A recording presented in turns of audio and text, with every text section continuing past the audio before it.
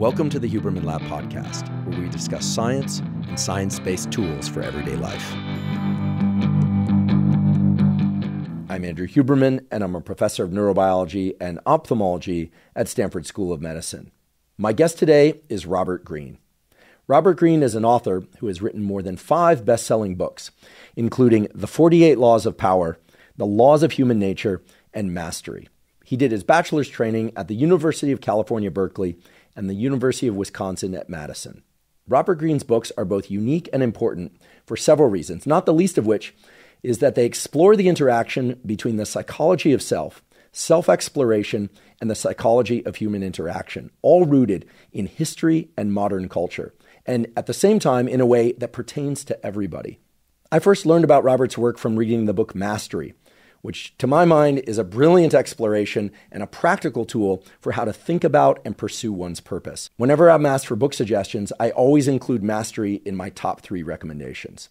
During today's discussion, we cover a wide range of topics, including how to find and pursue and achieve one's purpose.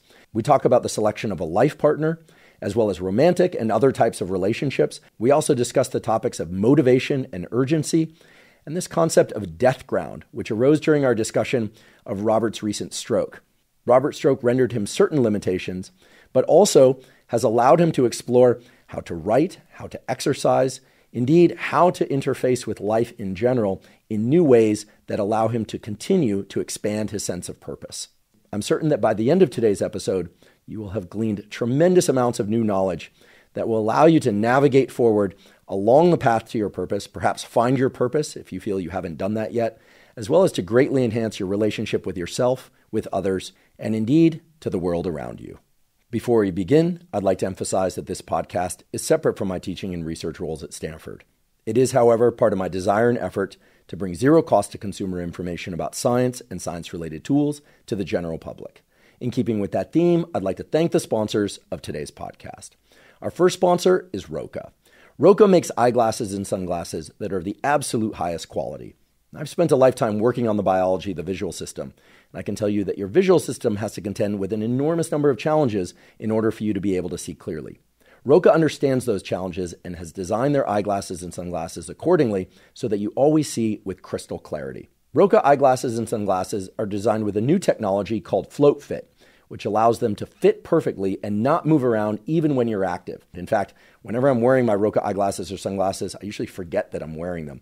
I happen to wear ROKA eyeglasses at night when I drive or if I'm reading at night, and I wear ROKA sunglasses during the daytime if it's very bright, especially if I'm driving into sunlight. If you'd like to try ROKA eyeglasses or sunglasses, you can go to ROKA.com, that's ROKA.com, and enter the code Huberman for 20% off your first order. Again, that's ROKA.com and enter the code Huberman at checkout. Today's episode is also brought to us by Helix Sleep. Helix Sleep makes mattresses and pillows that are tailored to your unique sleep needs. Now, sleep is the foundation of mental health, physical health, and performance. When we are sleeping well and enough, mental health, physical health, and performance all stand to be at their best. One of the key things to getting a great night's sleep is to make sure that your mattress is tailored to your unique sleep needs. Helix Sleep has a brief 2-minute quiz that if you go to their website, you take that quiz and answer questions such as, do you tend to sleep on your back, your side, or your stomach? Do you tend to run hot or cold in the middle of the night? Maybe you don't know the answers to those questions, and that's fine. At the end of that 2-minute quiz, they will match you to a mattress that's ideal for your sleep needs. I sleep on the Dusk, D-U-S-K mattress. And when I started sleeping on a Dusk mattress about 2 years ago, my sleep immediately improved. So if you're interested in upgrading your mattress, go to helixsleep.com/Huberman, take their 2-minute sleep quiz, and they'll match you to a customized mattress for you. And you'll get up to $350 off any mattress order and 2 free pillows. Again, if interested, go to helixsleep.com/Huberman for up to $350 off and 2 free pillows. Today's episode is also brought to us by Waking Up. Waking Up is a meditation app that includes hundreds of meditation programs, mindfulness trainings, yoga nidra sessions, and NSDR, non-sleep deep rest protocols. I started using the Waking Up app a few years ago because even though I've been doing regular meditation since my teens, and I started doing yoga nidra about a decade ago, my dad mentioned to me that he had found an app, turned out to be the Waking Up app, which could teach you meditations of different durations and that had a lot of different types of meditations to place the brain and body into different states, and that he liked it very much. So I gave the Waking Up app a try, and I too found it to be extremely useful because sometimes I only have a few minutes to meditate, other times I have longer to meditate. And indeed, I love the fact that I can explore different types of meditation to bring about different levels of understanding about consciousness, but also to place my brain and body into lots of different kinds of states depending on which meditation I do. I also love that the Waking Up app has lots of different types of yoga nidra sessions. For those of you who don't know, yoga nidra is a process of lying very still but keeping an active mind. It's very different than most meditations. And there's excellent scientific data to show that yoga nidra and something similar to it, called non-sleep deep rest or NSDR, can greatly restore levels of cognitive and physical energy, even with just a short 10-minute session. If you'd like to try the Waking Up app, you can go to wakingup.com/Huberman and access a free 30-day trial. Again, that's wakingup.com/Huberman to access a free 30-day trial. And now for my discussion with Robert Greene. Robert, I'm so happy you're here. I'm really happy to be here, Andrew. Thank you so much for inviting me. A short story. In 2015, I was teaching a course to undergraduates. This was a big course, 450 students. Where was this? This was when I was a professor at University of California, San Diego. I was about to move back to Stanford. But the course was entitled Neural Circuits in Health and Disease. But there was a final lecture where I would do a lot of Q&A with the students about science, about careers, about career paths. And what I found was that many of the students had questions about not just science, but about how to learn and forage for information. Yeah. And I recommended 3 books at the end of the course. Every year that I taught it for 4 years. And one of the books was the book Longitude, which is a wonderful story about discovery of timekeeping devices at sea. Yeah. One book I'll leave as a mystery, not to be mysterious, but because it's a science book. I'll just tell you what it is. It's Principles of Neuroscience. So I thought that I don't know that one. Yeah, it makes a better doorstop for most than a book, but it's a wonderful resource if you want to learn about neuroscience. And your book, Mastery. Wow. And the reason I recommended Mastery is because these students were soon going to go into the great jungle of post undergraduate education, and for me, I found Mastery to be an absolutely transformative book in that it taught me so much about how to learn from others, how to expect certain types of interactions when one kind of assigns themselves to a mentor and vice versa. And it talked about some things that we'll get into in more depth today, but not the least of which is about identifying that unique seed that exists within all of us that can guide our best decisions in terms of finding our purpose. And so I will usually end with a great debt of gratitude, and I'll probably do that again at the end. But I want to start with a great debt of gratitude. Thank you. Mastery transformed my entire life, and in many ways, this podcast probably wouldn't exist were it not for Mastery, because it really embedded in me this idea that we all have a deeper purpose, and it explains how to go about finding that purpose. So I tell you that, and I also will use that as a segue for asking you now, since I'm sure people's ears are pricked up to this, how do you find your purpose? Could you share with us what it is to find one's purpose and how early life events perhaps can cue us to what that purpose is for each of us? Well, thank you for that marvelous introduction. I'm almost blushing. That's fantastic story.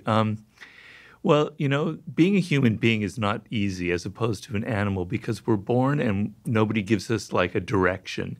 Our parents might be a little bit, at our college, teachers, et cetera, mentors, but generally we're on our own. And it's a very, very difficult process. You wake up in the morning and you don't really know what you can do. You could choose 12 different paths. It can be very confusing and very overwhelming. When you find that sense of purpose, when you find what I call your life's task, everything has a direction. Everything has a purpose. Your energy is concentrated. It's not like you're just going down a single narrow pathway. It's not like life becomes boring and it's just about discipline and solving problems. It's actually the most exciting thing that can ever happen to you, because you never have that lost feeling. You wake up in the morning and you go, yeah, this is what I need to accomplish. People come at you with all kinds of distractions and boring and irritating things. You're able to cut it out. It's just the most marvelous piece of internal radar that you can have.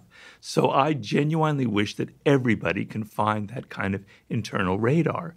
And so it's not easy, and I understand that. There's no like instant formula because we're all about instant formulas. It's difficult, and I want you to know that. So it's not like Robert can give me the answer in 3 minutes. No, I can't. But there's a process involved. It's not, a mystery. You can't follow a very singular process. And the idea is, you were talking about childhood. The way I like to frame it is, when you were born, you are a phenomenon. You are unique. Your DNA has never occurred in the history of the universe, going back billions of years. It will never occur in the future. Your life experiences with your parents and everything that you experience in your early years going on up is unique. It's yours. You're one of a kind, right? So that is your source of power. To waste that is just the worst thing you can do in your life. And what the power is finding that uniqueness. What makes you you, and how you can mine that, and how you can go deep into it and use that to create a career path, right? And so I tell people, when you're a child, when you're 4 or 5 or even younger, you have what the great psychologist Maslow called impulse voices. They're little voices in your head that say, I love this, I hate that. I like this food, I don't like when mommy moves this way, I like when daddy comes from here. You're very cued into who you are and what you like and what you don't like. And these voices kind of direct you in certain ways, right? And when you're very young, they direct you towards intellectual, mental pursuits as well. And there's a book I recommend for everybody. It's Howard Gardner's 5 Frames of Mind. It's helped me immensely. The idea is, he talks about 5 forms of intelligence. Our problem is we think of intelligence as mostly intellectual, but there are many forms of intelligence. There's the intelligence that has to do with words. There's abstract intelligence that has to do with patterns and mathematics. There's kinetic intelligence that has to do with the body. There's social intelligence. He has 5 of them. And the idea is, your brain naturally veers towards one of them. It can veer towards 2 of them, that happens, but generally one of them kind of dominates, right? And it's like a grain in your brain that's going in a certain direction. You want to go with that grain, and because that's where your power will lie. So when you're young, if you go back and think about when you were 4 or 5, you can maybe get a picture of some kind of direction or voice inside of you that was impelling you towards this. I know for me, it was words. I can remember when I was 6 years old, I was just obsessed with words, just the letters in words. Almost like in this almost slightly schizophrenic way. I would spell words backwards. I would take them apart. I would do anagrams. I love palindromes, right? So I had a thing about words and language. It's very primal. Some people, Albert Einstein, when he was 4 years old, his father gave him a birthday gift of a compass. And he was just mesmerized by this compass. The idea that there are invisible forces out there in the cosmos moving this needle. And he's obsessed with the idea of invisible forces. Steve Jobs, when he was like 7 or 8 or maybe younger in Burlingame, California, his father, they passed by a store with technological devices in the window, and he was just hypnotized by the design of those devices and the glass tubes and everything. So he wanted to go in that direction. Tiger Woods saw his father hitting golf balls in the garage, and he was just like screaming with joy. He had to do that, right? I could give you a million different examples of this. Of course, these are people who are famous, obviously. We can go back and find that. It's easier. But what happens to you, and please cut me off if I'm going on too long here. No, please continue. Okay. Please. What happens to you is you're 7, now you're getting older, and you're starting to not hear that voice anymore. You're hearing the voice of your teachers telling you, you're not good at this field. You need to get better at math. You shouldn't be interested in these sports or anything. You should be going this way. Your parents are starting to tell you this is the career they want for you, or the direction they want you to go in, right? You start hearing that more than your own voice. And as you get older, it gets worse and worse and worse. Then when you're a teenager, it's all about what other people are doing, your peers, what's cool, what's not cool, And that kind of is more, so all of this noise enters your brain, and you can't hear that anymore. You don't know who you are. And so you go to college, you kind of maybe choose a major that seems practical that your parents want you to go into. Maybe you kind of wander around, you're not sure. And then you enter the work world without that inner radar that I'm talking about, and brother, you're lost, right? Where should I go? Well, I need to make money, right? And so you make a choice based on the need to make a lot of money. Not everyone, but some people do that. And I understand that need. We all need to make a living, but that can set you off on a very bad path because you're not connected emotionally. The thing is, when you figure out that primal inclination, that grain that's inside of you, then you have the energy to be disciplined, to go through boring tasks, to learn. You learn at a faster rate because you're emotionally engaged. When you're emotionally engaged in a subject, the brain learns 2x, 3x, 4x as fast as when you're not. I always give the example. In college, I studied foreign languages, which was kind of a passion of mine. For 3 or 4 years, I studied French, and then I went to Paris, and I couldn't speak a word. It was useless because it didn't teach me anything practical, right? I was totally confused. But I was in Paris, and I loved it, and I wanted to live there, right? And I had a girlfriend, and I needed to speak French to her. And I can tell you in 1 month, I learned more than those 4 years of university because I wanted to, because I was engaged. My emotions were there. It was like I had to survive to learn French. So most of us, we don't have a need really to learn this subject. We're paying half attention. But when you find that thing that really connects to you, you're paying deep attention. Your emotions are engaged. You're learning at a much faster rate, okay? And so the thing is, how do you find that when you're older? When you're 21, I give people a lot of help, and it's usually not so difficult. We can go through that process. It gets harder when you're 30 and you've been wandering around, but it's not impossible. I didn't really find my exact path until I was 38, 39, to be honest. So there's hope. When you get 40 and you get 50, it gets more and more difficult, right? And it's very sad if you wasted that seed of uniqueness that I'm talking about. And I tell people there are ways of going back, and we go through a process like archaeology. We have to dig and dig and dig and find those bones from your childhood that indicated what you were meant to do. But when you find your life's task, everything opens up. It doesn't mean you figured out, okay, I've got to aim for this particular job when I'm 28. That's not how it works. It gives you a sense of direction. You can try different things. You can experiment. You can have fun when you're in your 20s. You're going to learn skills. But it gives you an overall framework instead of, whoa, all of this confusion, this chaos, social media, the internet, I could go here, here, here. You're lost at sea. It gives you a very important sense of direction, a compass. As you describe this, I have this image of, you mentioned animals that presumably don't have a lot of flexibility in terms of the niches they can exist in. But the way I imagine this process is that as a human, we're plopped into a environment, and here I'm using analogy, where we don't really know if we are an aquatic animal, a terrestrial animal, or an avian, right? Or an amphibian. Or an amphibian, for that matter. And to make the wrong choice, right? To be an amphibian who's trying to fly, although I'm sure they're out there in the animal kingdom, it's not just a waste of time, it's probably deadly. Yeah. And not to over-dramatize the failure of finding one's purpose, but I see it that way. Whereas perhaps we could just say that the process of finding one's purpose is to realize, like, I'm an amphibian. I can go in and out of water, whereas a bunch of other creatures around me stop at the water's edge. Right. And this is really cool. And a bunch of these other things, like these flying things, they can't actually even go in the water. Right. Some of them might, be on the surface or dive into it, but they can't do what I can do. So the process of self-discovery, it sounds like, is about restricting one's choices to a sort of wedge within the full landscape of options.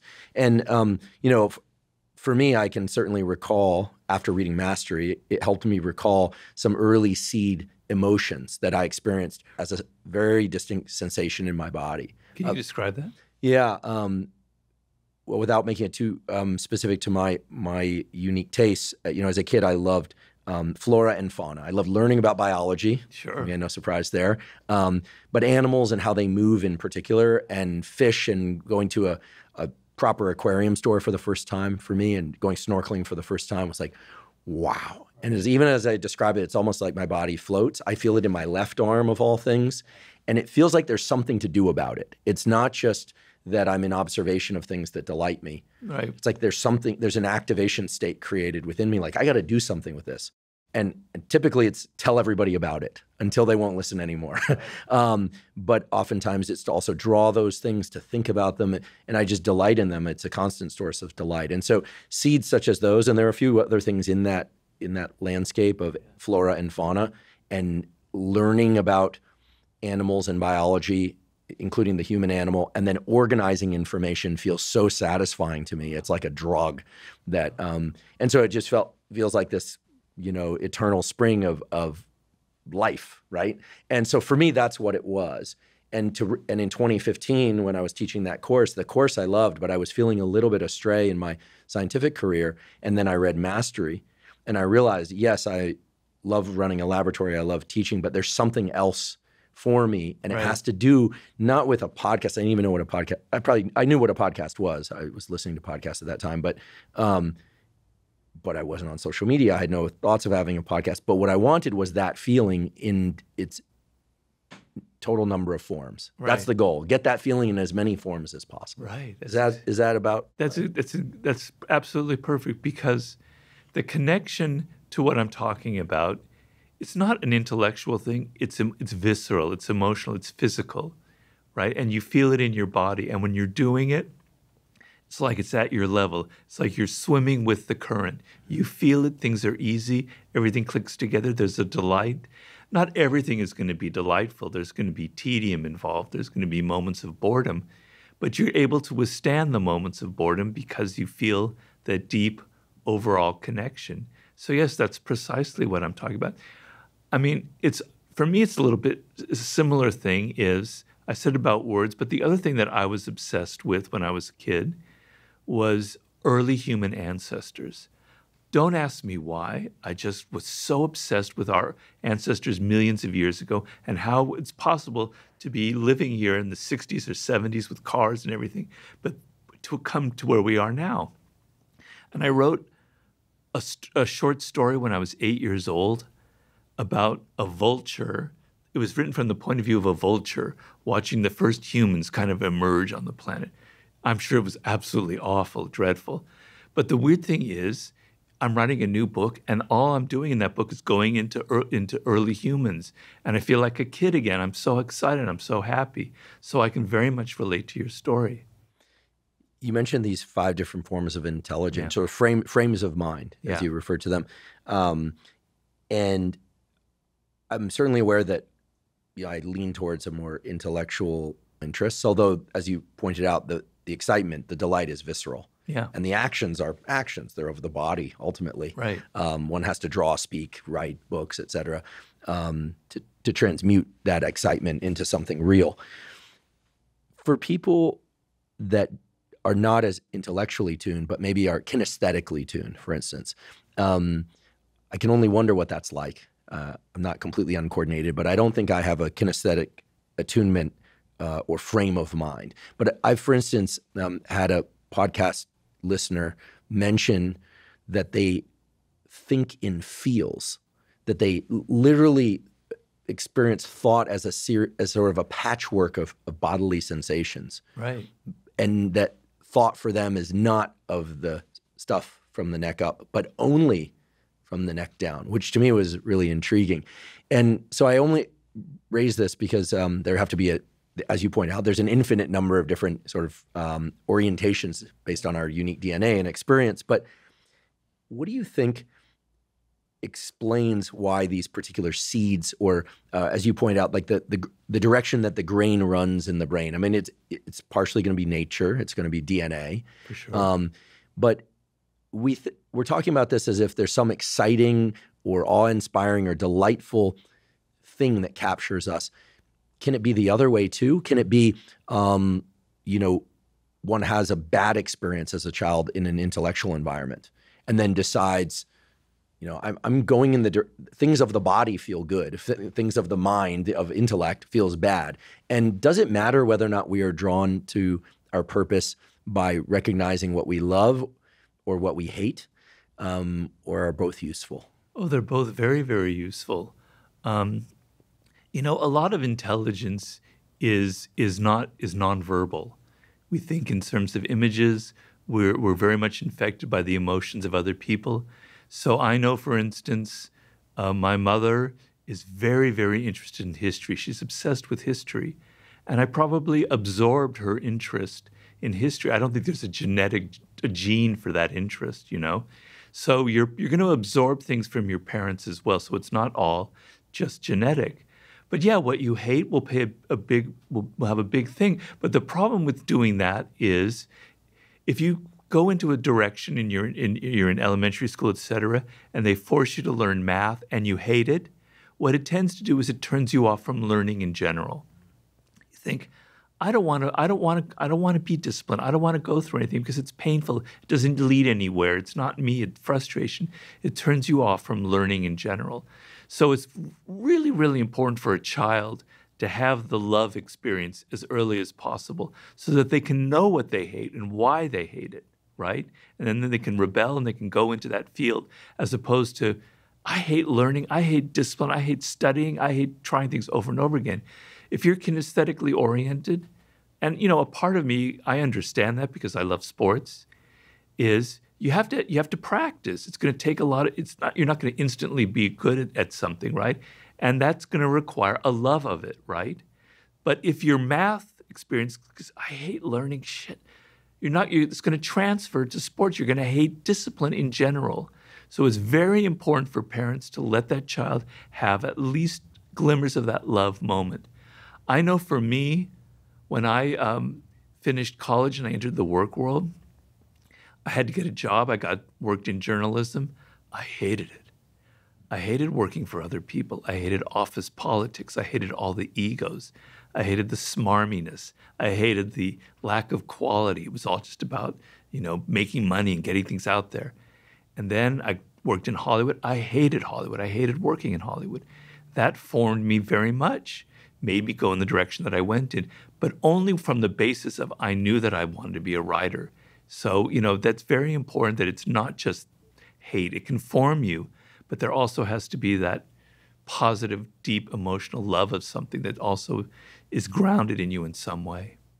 Yeah, what you just said really highlights the fact that energy and motivation can come from either pressure, desire for something or desire to get away from something. Right. And earlier when you were talking about how we are so much more engaged and driven toward things that stir us emotionally, and actually we know, based on the neuroscience, as you know too, I'm sure, that only by the release of certain neurochemicals in the brain and body would our brain have any reason to change, right? If you don't feel agitation and you can do everything that you're trying to do, of course your brain wouldn't change. Like, why would it, right? That agitation is a signature of the neurochemicals that are saying, hey, something's different now. Right. You might need to do something different, including rewire yourself, right?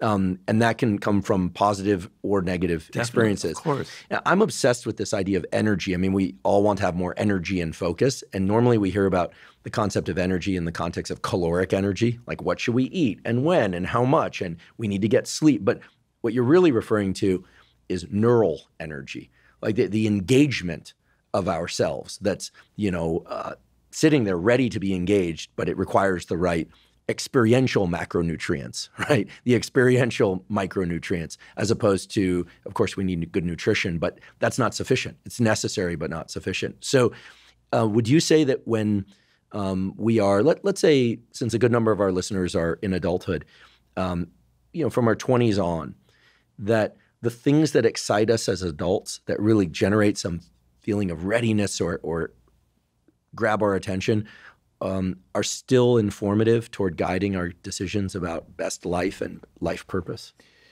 Well, what exactly do you mean by that? I mean, because there are things that excite you in a kind of a quick way, where you have to relieve some tension, and there's entertainment, and there's things that kind of give you pretty immediate gratification. And there's the larger picture of something that will give you fulfillment over years to come. So you can feel that when you're older and you can pay attention to it. But a lot of the time is we're paying too much attention to the immediate pleasures of life, to what gives us instant gratification, and that's what we're grabbing for. So this is a much more kind of deeper process that involves that digging that I was saying. It's deeper than just kind of, I like this, I don't like that, kind of thing. It's more something macro than just that. And so when you're in your 20s or in your 30s or your 40s, you want to be paying attention to yourself. And the problem with people in the world today is you're not paying attention to yourself. You're not inside your own head. You don't hear those voices. You don't hear what you love, what you like anymore, because as I said, there's so many of these other distractions going on. And so you're always like attuned to what other people like, right? Because you're in social media. This is what people are following. This is what they're interested in. As opposed to disengaging, backing off from that and looking at yourself and going through the process of, that's not me. Actually, I don't really like that, And so what you're talking about is, I think, very profound, is levels of frustration or anxiety are definite signals that you must pay attention to, that they're telling you this isn't a good direction for you. This is a waste of time for you. And in general, I tell people, self-awareness, being able to hear those voices, to understand that your frustration is telling you something. And sometimes you just act on it without understanding it. But understanding why you're frustrated, why you don't like your career, why you're not happy about where you're going is the key to everything. It will open up, it will actually be able, even in your 30s, to return you to that childhood inclination. But if you can't listen to where those emotions come from, then they're useless. They're not teaching you anything. As we all know, quality nutrition influences, of course, our physical health, but also our mental health and our cognitive functioning, our memory, our ability to learn new things and to focus. And we know that one of the most important features of high-quality nutrition is making sure that we get enough vitamins and minerals from high-quality, unprocessed or minimally processed sources, as well as enough probiotics and prebiotics and fiber to support basically all the cellular functions in our body, including the gut microbiome. Now, I, like most everybody, try to get optimal nutrition from whole foods, ideally mostly from minimally processed or non-processed foods. However, one of the challenges that I and so many other people face is getting enough servings of high-quality fruits and vegetables per day, as well as fiber and probiotics that often accompany those fruits and vegetables. That's why way back in 2012, long before I ever had a podcast, I started drinking AG1. And so I'm delighted that AG1 is sponsoring the Huberman Lab podcast. The reason I started taking AG1 and the reason I still drink AG1 once or twice a day is that it provides all of my foundational nutritional needs. That is, it provides insurance that I get the proper amounts of those vitamins, minerals, probiotics, and fiber to ensure optimal mental health, physical health, and performance. If you'd like to try AG1, you can go to drinkag1.com/Huberman to claim a special offer. They're giving away 5 free travel packs plus a year's supply of vitamin D3 K2. Again, that's drinkag1.com/Huberman to claim that special offer. So it sounds like one of the goals is to engage in what I'll just call for the moment unadulterated self-referencing. Unadulterated in the all senses of the word, because as a child, as you point out, at stages of life that are before puberty, they're literally pre-sexual, which I think is important, right? Because puberty, to me, as a neurobiologist who started off as a developmental neurobiologist, I can tell you that puberty is the most profound transformation that the brain undergoes in the entire lifespan. There's just absolutely no question about it. Everything is different after puberty because of all of the new relational dynamics that become apparent and our potential involvement in them. Yeah. It's not talked about enough how dramatically puberty changes the brain. Sure. I mean, we are different people before and after puberty. Hormones that are suddenly raging. The hormones are there, and it's not just changes in how we view the world, but changes in how the world views us. Yeah. And not just through the lens of sexuality, but also expectation of what we are capable of, what we are responsible for or not responsible for, our learning capacity. I mean, puberty is like this, it's also the most rapid stage of aging in our entire lifespan. Wow, right? Those kids that go home for summer and then come back, like shaving, Yeah. I was sort of I wasn't a late bloomer, but I had a long protracted puberty. But I remember those kids. I'm sure we all remember those kids. Everything changes. And so I think prior to puberty, these seeds, as you've described them, of delight or of resistance to things, I think they are unadulterated. They're not contaminated right. by the voices and expectations of others. And so I can see the challenge of reaching back to those as an adult. I wonder if this relates to something that I've heard you talk about before, although perhaps not as much as some of the other topics you've discussed publicly, which is the real versus the false sublime. Oh. Could you perhaps just define for us what sublime really is, what a sublime experience is, and the distinction between real and false sublime experiences? Because I feel like this relates to finding that seed, right? It's about finding authentic seeds within us, as opposed to when emotions can be distracting and misleading. Wow. I never made that connection. And it's the book that I'm writing right now. So thank you for that. I have to think about that.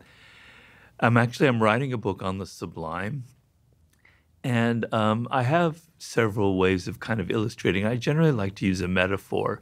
And the metaphor is that being a human being, being a social human being living in a particular culture, means that you live inside of a circle. And that circle of that time are the conventions of thinking, of ideas that are acceptable, of behavior that is acceptable. This is where you can go mentally, where you can go physically, all the codes and conventions. So that circle for ancient Egypt and for 21st century America, they're obviously very different, but it's the same circle. It's the same limiting factor. You're not supposed to go outside of it. These are thoughts, experiences, behavior you're not supposed to do. The sublime is what lies just outside that circle. The word sublime comes from on the threshold of. It's like, here's a door, and the sublime is literally at the threshold of the door. You're looking out into something else, right? And the quintessential sublime experience is a near-death experience. You're standing on the doorway, the threshold of death itself, right?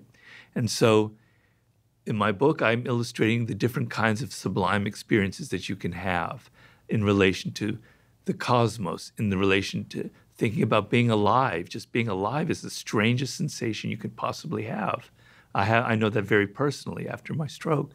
I go into childhood, chapter on childhood and how sublime your own childhood was. I go into animals, the relation to animals. I have a chapter about the brain, a chapter about love. I'm working right now on a chapter about history, okay? But what I'm trying to say is the human brain is wired for these experiences, is wired for transcendental experiences that take us out of the narrow little realm that we live in. Because we're aware of our death as the only animal truly conscious of its own mortality, and it frightens the hell out of us. And the idea that we can see something larger than just the banal parts of our life is a doorway that allows us to kind of transcend the moment, to feel connected to something larger, to feel connected to some power in the cosmos, to evolution itself, right? And so we're wired for that. And I'm writing a chapter now about 40,000 years ago at the moment where I think the sublime was born. Is a story that I'm trying to illustrate right now with our upper Paleolithic ancestors. So it's deep inside of us. We need it. We have to have it. In the 21st century, we have very few avenues for it, any real avenues. Religion used to be the main kind of way of accessing this. And so because it's so deep, we reach for false forms of the sublime that give us the sense that we're transcending, but it's not at all, because sublime has to come from within. It's an experience that you have, that you're generating in your own mind, in your own experience. The false sublime comes from outside. It comes from drugs. It comes from alcohol. It comes from shopping. It comes from online rage. It comes from joining a cause and just getting out all your aggression and violence, right? It comes from causes. It comes from addictions, okay? It gives you a sense. It calms you down and makes you feel like there's something else going on in life besides your job that you're sick of. but it's not real, it's not lasting, it's false, it's an illusion, it's not based on anything real. It's not connecting to that deep part of human nature that's wired for these experiences. So what happens is you have to have more and more and more and more of it. You have to have, more of this rush. You need more of the drug, you need more of the alcohol, you need more of the sex, you need more of the porn. It's never going to satisfy you. But the real sublime, you don't have that feeling. It's like, it's transformative. Once you feel it, it lasts for you for the rest of your life. It's what Maslow, again, called a peak experience. So that's the difference between the false and the real sublime. I haven't quite connected it to what you were saying, but if I think about it, I think you're on something very interesting. I mean, maybe the connection I was trying to draw was doesn't hold. But yeah, for me, those early experiences of seeing things that just delighted me in a way that felt like that not only is the thought process was a long time ago when something like, oh my goodness, I can't believe this exists. This is so cool. This is the coolest thing. And so clearly create an activation state within me. But then there was also a thought and a feeling of, again, a lot of this is sort of pre-verbal. It's not truly pre-verbal. I could speak at that age, but it was, that's of me and I'm of it, right? There's a connection there. And then it was, there's something to do about this. The activation state created in the body was, I need to learn more about this. I need to tell people about this. I need to think about this. I need more examples of this and see whether or not they're all like this, et cetera, et cetera.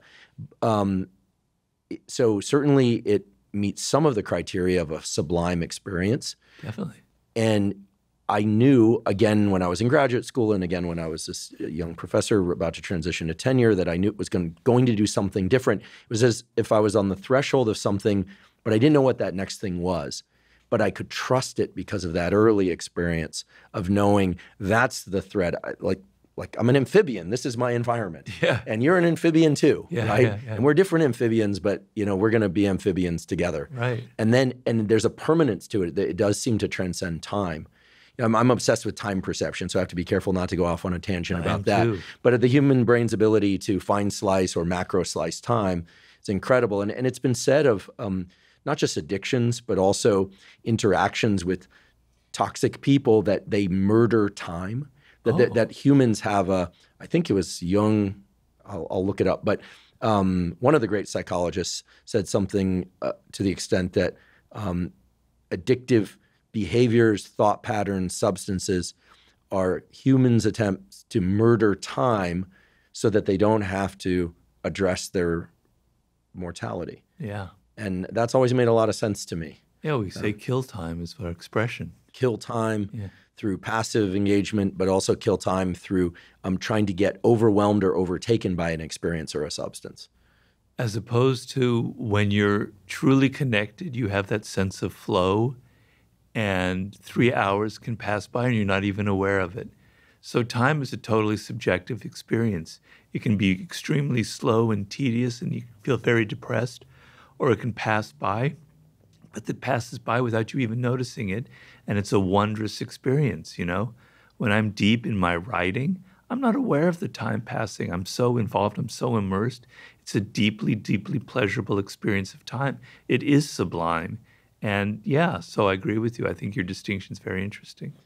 I'm eagerly awaiting your next book, but we won't rush you. Well, I'm so immersed in it that I could talk for hours, because I also have a chapter in there about what I call the daemon, which is like that voice inside of you that speaks to you. And I'm writing a whole chapter about how sublime that is when you connect to that voice. So you are spot on. There is something very much connected to mastery in this book, but it's the next chapter that I'm writing. Fantastic. I can't wait. I can't wait.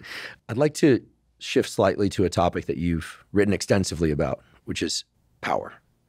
And not just power, but also seduction, which you've written extensively about. And of course, you've written about finding one's purpose. So tell me if the framework that I've just given myself liberty to create is an accurate one. And if it's not, I'm hoping that it's not in perhaps some interesting ways.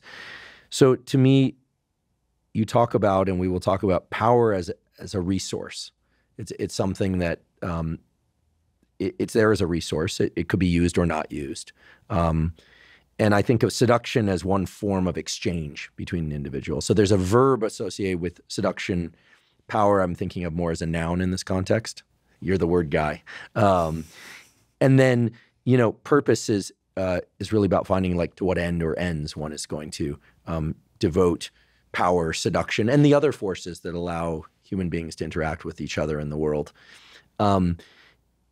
But power as a resource that can be expressed in different ways and accessed in different ways. Maybe we could just explore that a little bit because, when we hear the word power, I think a lot of people kind of brace themselves like, here we go. Someone's going to try and have power over me. This is about manipulation and so on and so forth. But I learned pretty early on that every career endeavor, there are power dynamics. There's mentor-mentee. There are teachers and their students, and both have power. In romantic relationships, there's a power exchange. There are yeses and there are nos. There are maybes. There are covert and overt contracts. Yeah. I'll do this because I want to. Right. You'll do this because you want to. Great. Sounds great. Overt contract. There are also covert contracts. Well, I don't feel safe doing that. So what I'll do is I'll take something from the interaction that you're not aware of so that I can sort of ease my sense of danger and give myself the illusion of feeling safe, and all sorts of kind of complicated human dynamics that have to do with us having this forebrain thing that can do all of that gymnastics. So maybe we could start very simply by just saying, how would you define power in terms of its functional definition, like in interpersonal relations? And then why do you think power is so essential to all relationships? That's really what I'd like to get to. Why is it so essential? Why couldn't it be something else? Well, the way I define power is I try and take it away from that kind of negative context that most people have and that you brought up. And I bring it to something very primitive and very primal. The way the human being is wired, the feeling that we have no control over our environment, and in the earliest period, it was literally over our environment and wild animals and nature and the climate, etc. But now the sense that you have no control over your career, over your children, over your parents is deeply, deeply immiserating. And it compels us to act in certain ways, either attempts to find positive ways of power or doing what you call covert ways of getting power, passive-aggressive, traditionally passive-aggressive means. So it's deeply wired in us to want a degree of control over the immediate environment and immediate events. We can never have complete control, and the idea of having complete control is nonsense, and it would actually be very ugly because you want a degree of letting go and letting circumstances come to you, et cetera, et cetera. So the sense of you want to feel like with other people and relationships that you can influence them, that you can move them in a certain direction, either to get you to love you and treat you better, or either to stop annoying, irritating behaviors, or either to, wake up and find and do productive activity if it's your children, et cetera. You want to have the ability to influence people, to move them in a certain direction, either in your interest or in their interest, right? And once you have that need, and every single human being who's ever lived has that need, and we often don't recognize it because we're embarrassed by it. We're embarrassed by our desire for power, for our need to control. Every human being has it, right? And it's not easy because human beings are complicated.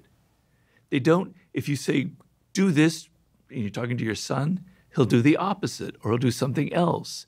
You can't just force people in a direction, right? By being overt and telling them this is what you need to do, you create resentment, you create an enemy. They may say, yes, daddy, yes, husband, I'll do what you say, but they're going to resist you deep down inside, right?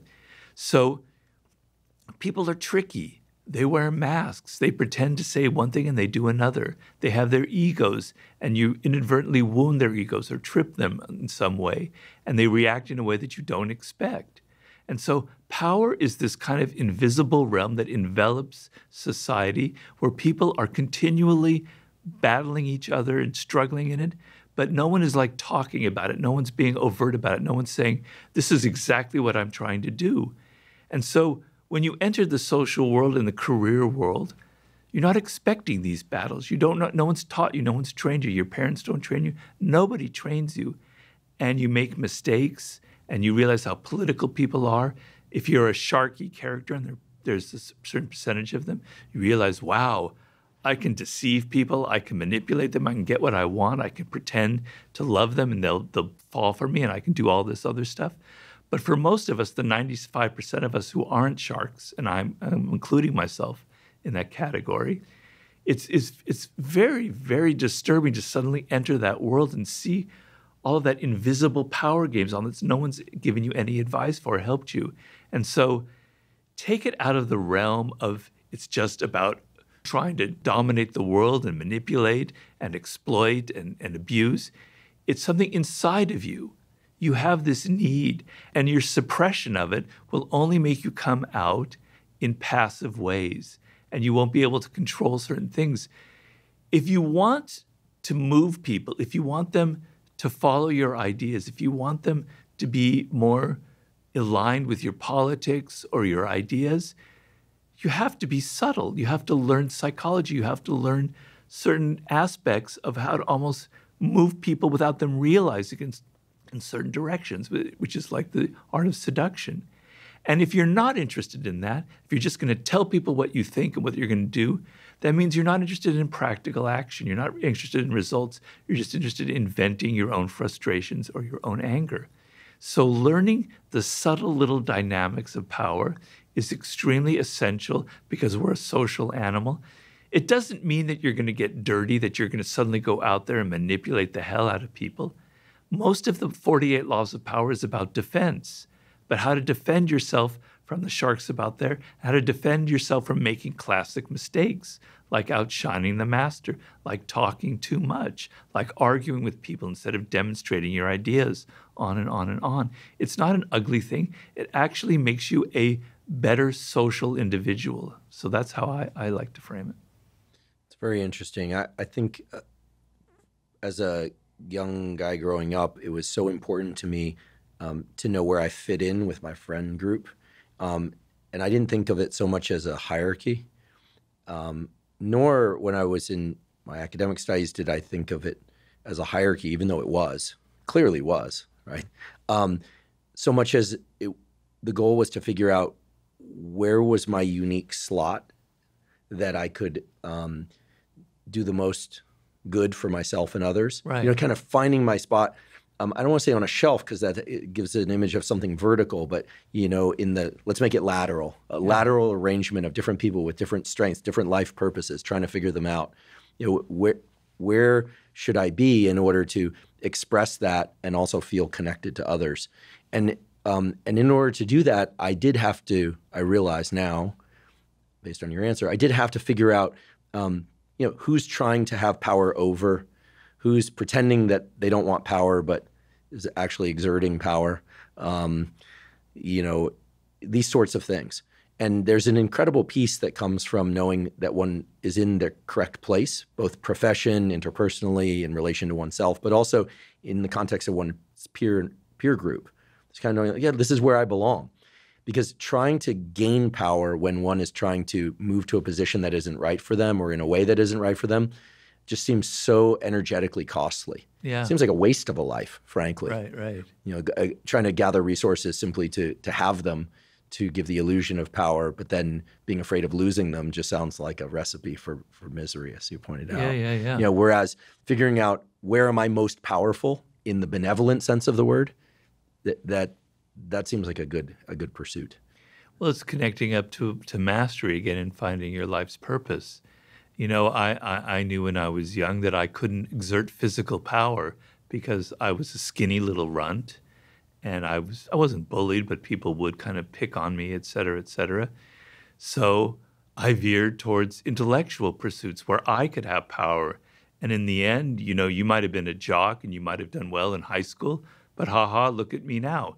I'm not saying that it's a beautiful thing, but that's part of human nature, the desire to actually, prove yourself and find that niche that you belong to, so you don't have that kind of that sense of inferiority. which Alfred Adler, the psychologist, describes very eloquently. So a lot of it is kind of compensating when you're a child for things that are your weaknesses and finding what you're so good at that you do have that power and people can't bully you, right? And you're like now a famous neuroscientist, whereas they're like, who knows what they're doing kind of thing. So power definitely is connected in some way to that inner sense of what you were meant to do. And you feel it with the ease and the connection that comes from it, right? So I can honestly say that my dislike of working for other people and office politics and egos, I now have an existence where I don't have to deal with any of that. And I'm so blessed, and I wake up every morning and I pray to God, thank God I found this, because it's the perfect lifestyle for me. Yeah, can be accurately described as an intellectual beast. So it's which is like a compliment, right? We hear the word beast and we think a ferocious beast trying to harm others. But I'm happy being a beast. Yeah, so I think finding where we can be a beast, and for some people that's painting or gardening or whatever it might be. I think is again ties back to these issues of or this quest for mastery. Seduction is also a very loaded word, right? It's even more uglier than power. Because seduction kind of drips with the idea that somebody is tricking someone else into doing something that they otherwise would not want to do. But seduction is both our propensity to do it and to have it done to us is hardwired into our nervous system and has a lot to do with the hypothalamus and a bunch of other areas that I won't bore us with the nomenclature. But seduction, to me, implies some sort of exchange. I suppose we could seduce ourselves through denial or convincing ourselves of something. But more often than not, when we talk about seduction, we're talking about an interaction between two or more people. So what are some of the core principles of seduction? And if you care to play anthropologist a bit and a neuroscientist, I would invite that. Why do you think we have neural circuits in our brain that allow us to seduce and be seduced? Well, I don't know how if I'm being kind of an armchair intellectual here, but my theory is some of it has to go back to social events long in our prehistory, which have to do with taboos. And society was initially kind of organized by a series of taboos, right? Most notably the taboo on incest. And what happened, this is just not my theory, it's the theory of the Malinowski is that I pronounce it, is that the moment a taboo enters the human brain, like you're not supposed to sleep with this woman, the desire arises inside of you to actually sleep with that woman. The sense of no, the sense that this is prohibited, stirs the desire, stirs the contrary impulses in humans. And we can be very, perverse creatures, right? So if you've ever tried to suppress a thought, you'll realize that it keeps coming up. It keeps coming up. You can't suppress it. Don't think of an elephant, Andrews. Whatever you do, don't think of an elephant. You're thinking of it because you can't help it, right? The idea that you're not supposed to desire this person stirs that actual desire. So I believe the sense of something being taboo and transgressive is the ultimate kind of origin of our desire for seduction. But seduction involves vulnerability. It involves somebody gets inside, somebody gets under our skin, right? And to do that, we have to let them in. So the person being seduced is in some ways, to a degree, complicit. Because if you just put up a wall and you said, no, I'm not going to be seduced, nothing will happen. But you have a vulnerability. You're letting that person into your psyche, into your inner space. The paradigm for that is early childhood. So Freud talks a lot about this. So I don't know if people still believe in Freud anymore. I certainly do. Okay. Absolutely. Genius of both psychology and physiology. Wrong about a lot of things, did a lot of things he shouldn't have done. Let's acknowledge that. I think everyone would agree that sleeping with your patients and being a cocaine addict, bad ideas. But at the same time, he had an absolute, like near supernatural levels of insight and brilliance into human Did nature. he sleep with his patients? I believe he did. But if I just threw that on him without him doing it, then forgive me. He certainly had emotional attachments to his patients that he shouldn't have had. I don't know if he slept with them. He very well might have. But his idea was that the child is seduced by the parent. You're in an extremely vulnerable position, right? Your life depends on them. And they're seducing you with their energy. You're letting them in, right? And that kind of creates a pattern for the rest of your life. And so, for instance, the feeling of being carried by your father and just being taken around physically is a form of seduction because you don't know what he's going to do to you. You're very excited. You want that surprise, right? And to me, it's related to the seduction of a story. Stories are very seducing to us. We don't know where they're taking us. We don't know what the next chapter is, what's going to happen to this character or not. The surprise lowers our resistance and opens our mind up to what's going to happen next is a form of seduction. Fairy tales, the stories you were reading as a child, your interactions with your parents, they're deeply, deeply ingrained in you. You cannot be seduced unless you are vulnerable, right? And so I like to switch it around and get out of the negative connotations. Being vulnerable is actually a positive trait. I think a lot of people now in the world today, because things are so harsh and invasive, that people have become too invulnerable. They don't want to let anything in, right? And this now infects their relationships with other people. They don't want to be influenced. They want to be strong inside of themselves. They're afraid of giving in to the other person, of surrendering to their influence. But it's actually a delightful feeling to surrender to the power of another person and then reverse that charge and have them surrender to your power. So when I'm reading a writer, and sometimes they completely seduce me, like Friedrich Nietzsche is one of my favorite writers. I let go of everything. I let him enter my brain, and I'm completely seduced. I let him lead me along. But then I encounter writers that I don't like at all. I'll mention one, it's probably not a good thing, but Steven Pinker. I don't like Steven Pinker. I find him really annoying, okay? But I force myself to try and find a way to be seduced by him, to let him into my brain, to see where he's coming from, to open myself to the possibility that he could be correct. So vulnerability, letting people into your mental space, is a form of intelligence.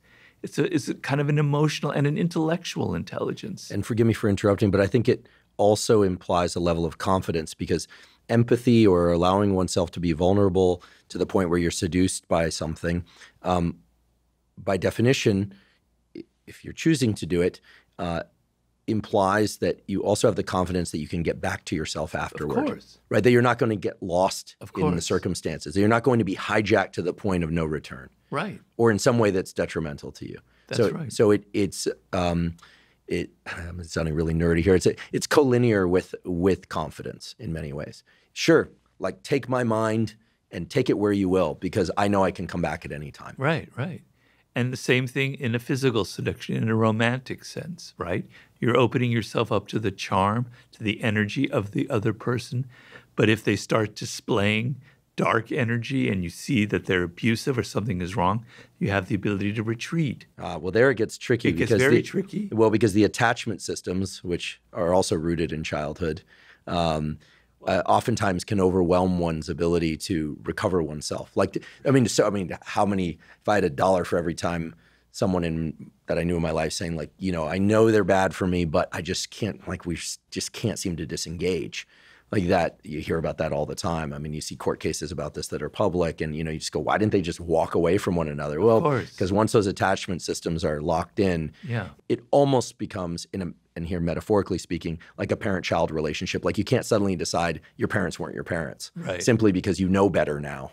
Right? You are forever stricken with the reality that they were and they had an influence. And I think that attachment system is a force that tugs pretty hard.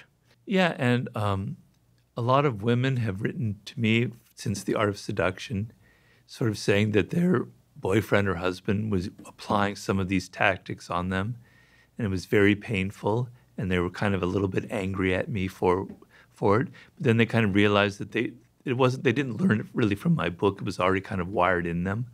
But that reading about these tactics and these strategies actually helped them to recognize what their husband or boyfriend was doing to them, the manipulation and the games that were being played. Do men write to you and talk about the seductive adornments that women have used to bring them into relationship as well? Or are you typically hearing from women? I mostly hear from women complaining about men and how they've abused them and how they used some of the strategies. I don't deny have a slightly nefarious edge to them, because I didn't want to write a book about seduction that doesn't have that taboo element, because I say seduction involves the taboo, and I didn't want to censor myself. But female to male seduction clearly also exists. Very much it's so. Less often. I acknowledge that it's less often is it physically abusive, but right. I mean, from an early age, both boys and girls, men and women, are coached by society on the sorts of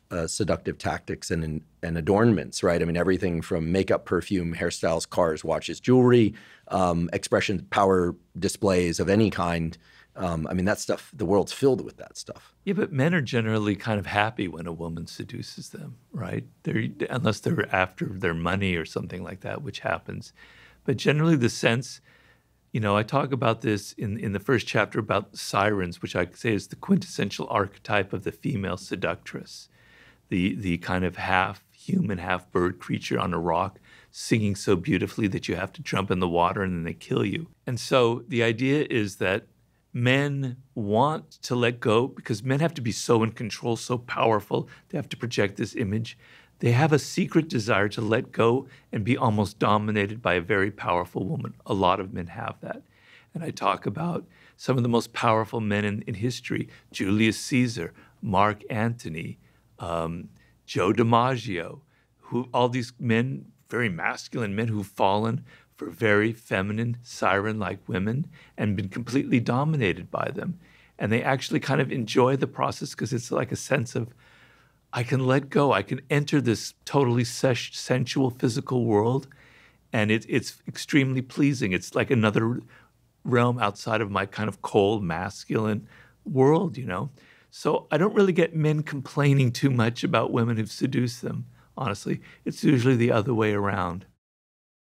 I'd like to take a quick break and thank our sponsor, InsideTracker. InsideTracker is a personalized nutrition platform that analyzes data from your blood and DNA to help you better understand your body and help you reach your health goals.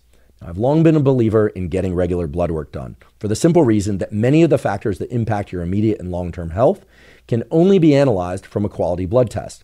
Now, a major problem with a lot of blood tests out there, however, is that you get information back about metabolic factors, lipids, and hormones, and so forth, but you don't know what to do with that information.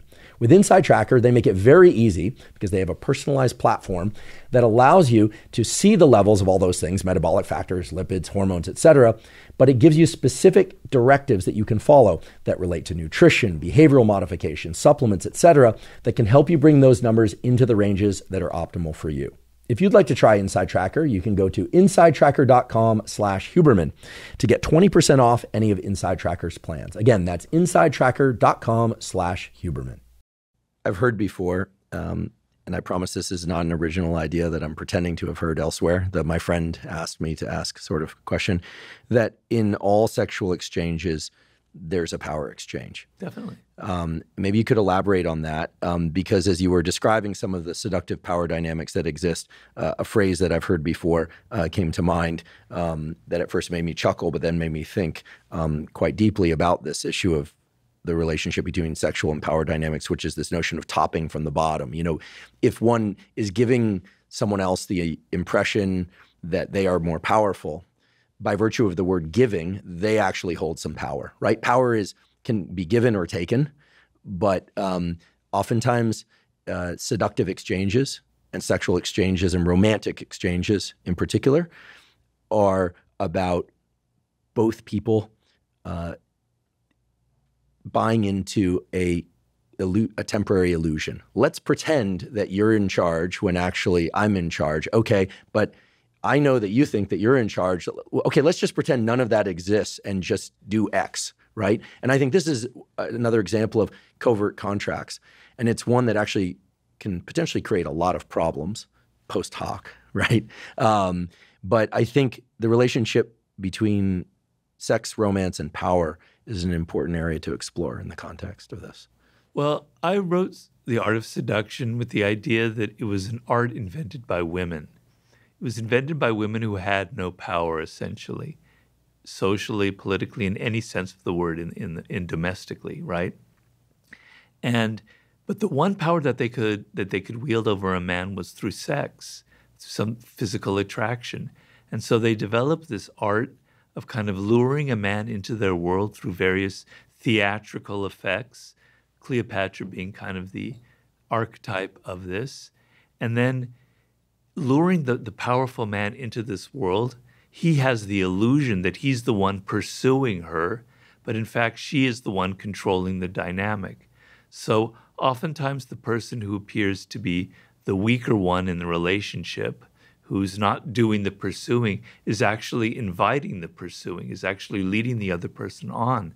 So there's a lot of kind of appearance games going on, and you can never really figure out who exactly is in control of the dynamic, because one person is like allowing the other person to lead them on, but the fact that you're allowing them is a degree of power, is a degree of control, right? So it's very hard to figure out. And sex and power and romantic relationships are very much intertwined in us, physically, emotionally, neurologically. You can't avoid it, right? And so I think it's kind of dishonest to say that none of that exists, that it's like that there's some egalitarian paradise out of there when it's really not wired in us for that kind of relationship. There's a recent scientific publication / factoid that I wanted to share with you in this context because I'd like your thoughts on it. David Anderson, who's a phenomenal neurobiologist, he's been a guest on this podcast before. He's a professor at Caltech, studies basically the functions of the hypothalamus. So things like aggression, mating, and things of that sort, and does it with great detail. He's a virtuoso of the hypothalamus.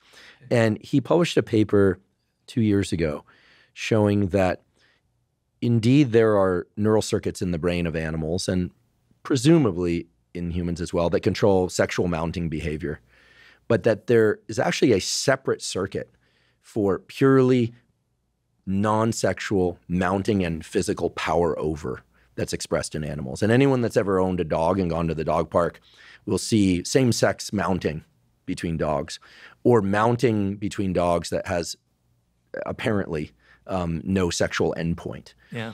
And in exploring this literature and some talking to David about it, it's very clear that there are neural circuits that have everything to do with essentially one animal of a species getting on top of the other animal, usually from behind, oftentimes scruffing or biting the back of the neck, and saying, I control you. It's often done in a playful context, especially between animals, not always aggressive, but there's a certain element of aggressive to it. But it essentially says, I decide whether or not you are mobile or not for this moment. And and this is very important, I want to emphasize this is a circuit that is entirely separate from all of the reflexes associated with sexual behavior in males and females. I find this to be fascinating. And because we hear about power over, right? And we hear about power and we think about physical power over. But the idea that something as primitive as mounting, just like something as primitive as biting or as striking, has its own unique set of circuits in the brain, I think substantiates everything that you put in your books about power and maybe even seduction as well. So as I just kind of toss that out there for consideration, I wonder if you have any reflections on it. If not, feel free to just say, I don't, but of course. But to me, this was a really important discovery because I think everyone looks at mounting behavior and says, oh, that has to be sexual. And sometimes it's I see what you mean. But it's not.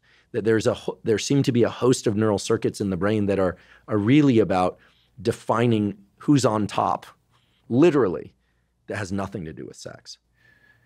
Yeah, I'm sure that's true. I've never read anything about that, but I can say that I wrote a chapter in my new book about love, and that's a different thing than seduction.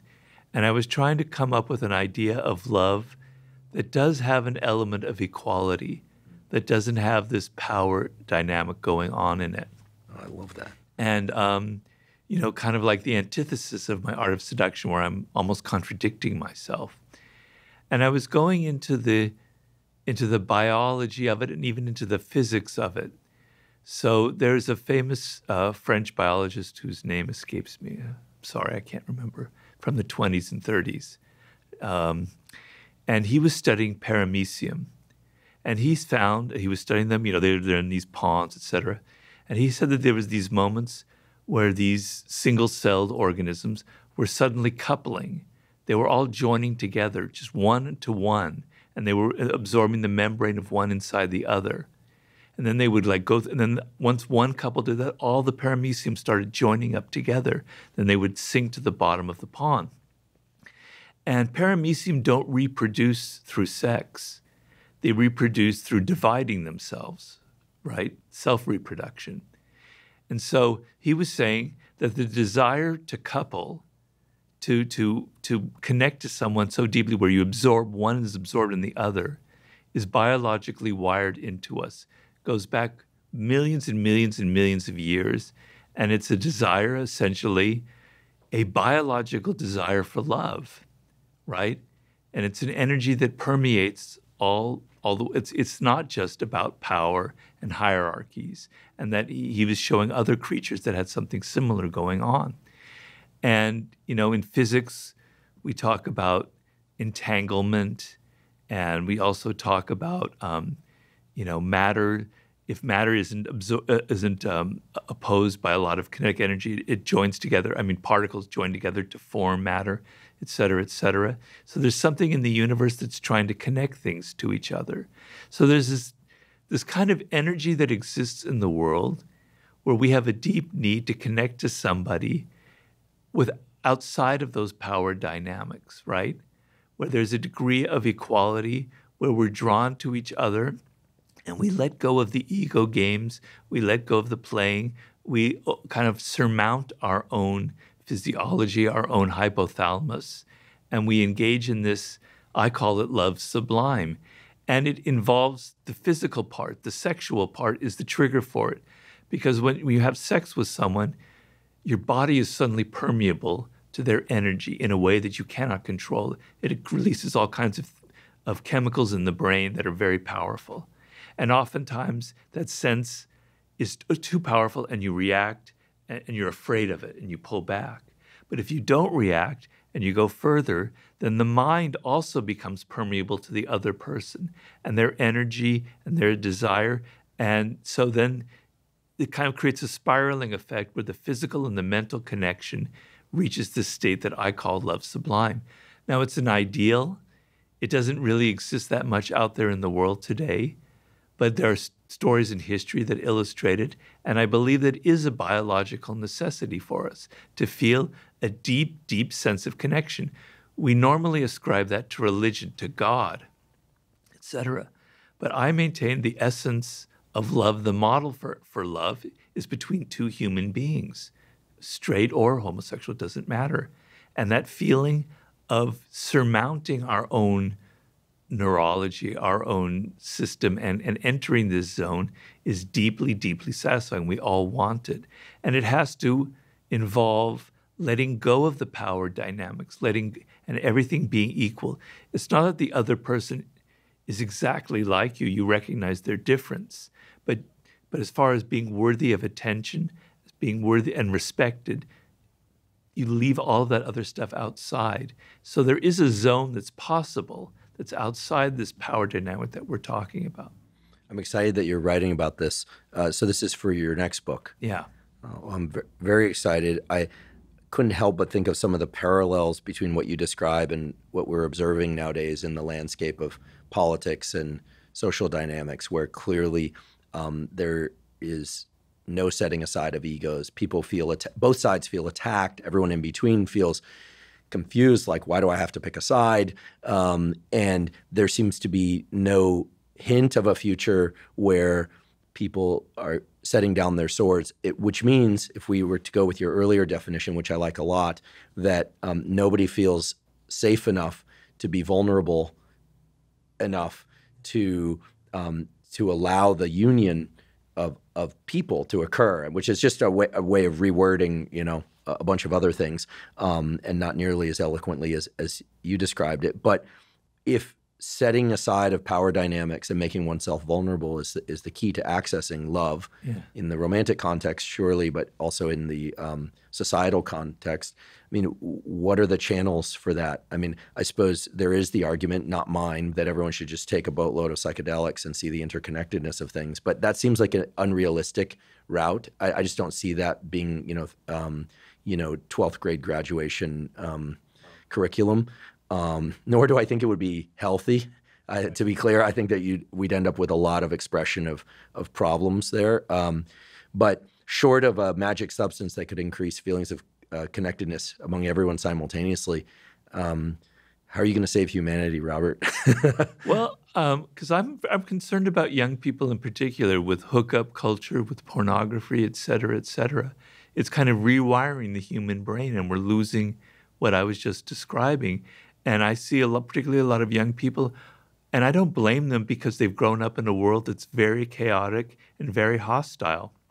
Could I say, I think it's, and not to be nitpicky here, but I love what you just said. I think in my mind, things like that are hijacking the hardwiring of the brain. Okay. And I'm right, just, right. no, and I'm not, again, true. Forgive me, the audience is probably going, oh, you can't really rewire the brain like that. So. Well, I think we can expand and rewire upon our hardwiring, but so much of what you talk about in your books is about finding one's essence, but then also what I love about your book so much, among many other things, is that it's about that dance between the hardwiring and the possible of through effort. So anyway, forgive me for being... No, it's very accurate. How do you get us out of this? Well, you're putting a big burden on me. I am, but I think you're up to it. Well, I try to do it in this chapter because I wanted to seduce the reader into the idea that this is something extremely pleasurable and extremely healthy. And the feeling of being vulnerable is a very positive attribute that will infect not just your romantic relationships, but will infect you mentally. So creative people are extremely vulnerable. They're extremely vulnerable to ideas. They're extremely vulnerable to the environment. And closing yourself off into your own ego, into yourself. So the chapter is called Escape the Prison of the Ego. And you're kind of trapped inside of yourself and your own thoughts and your own desires. And it's like a prison. It's enclosing you, and you want to escape somehow. And you escape through drugs, you escape through porn, but it doesn't lead to actually escaping. You want to be able to let go of the self and get out of this prison that you're in, right? And so it's a desire that we all have. And so I wanted to frame it as this incredibly positive dynamic that you can engage in.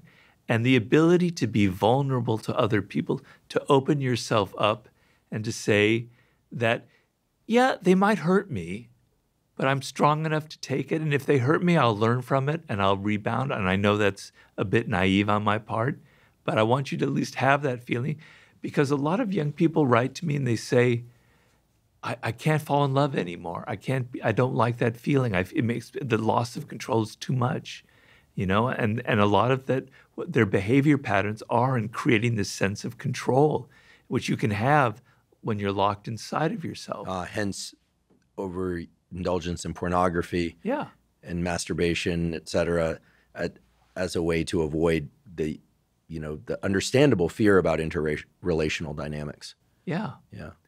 So, when you're young, you're idealistic, at least a lot of young people are, and you have these dreams and these hopes. And to let go of this possibility, which is deeply pleasurable and deeply therapeutic to the human animal as a social animal, it's like the highest form of interaction that we can have. So my strategy in that chapter was to paint such a wonderful portrayal of the pleasures that are awaiting you by letting go of your defenses, of letting go of all of your natural resistance factors and opening yourself up to other people is a key to not just a romantic relationship, but to career success, to mental energy, to creativity, to being open in general, right?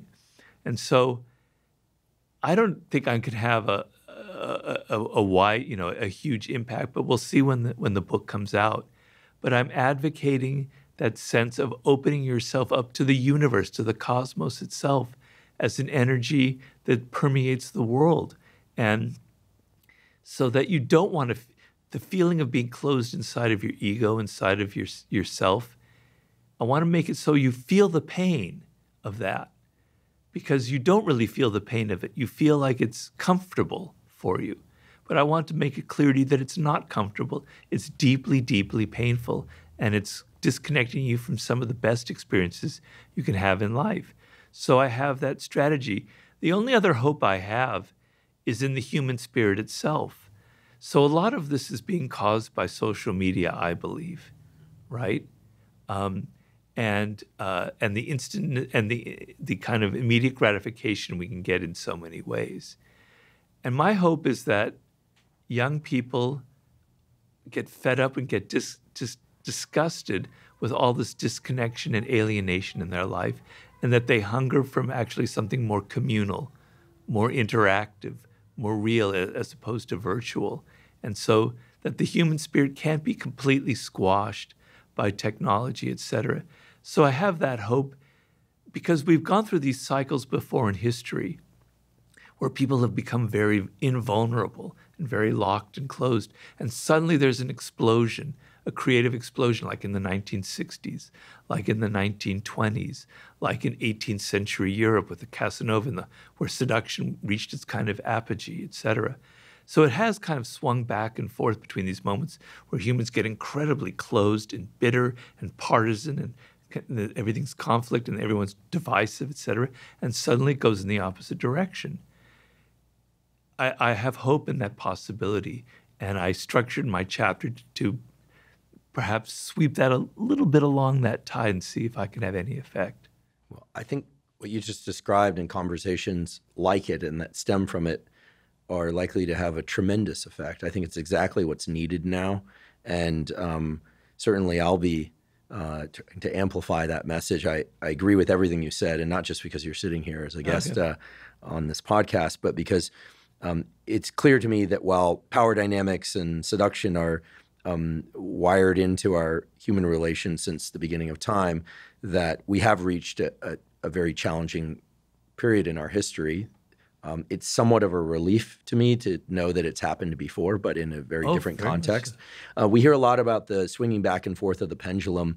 Someone, in fact, Peter Attia, online physician's brother, actually said, so we'll credit him. He said, no, it's not a pendulum that swings back and forth. Unfortunately, now it's become a wrecking ball. So it's swinging back and forth and doing damage as it reaches its extremes. And I think that I also look forward to a time where people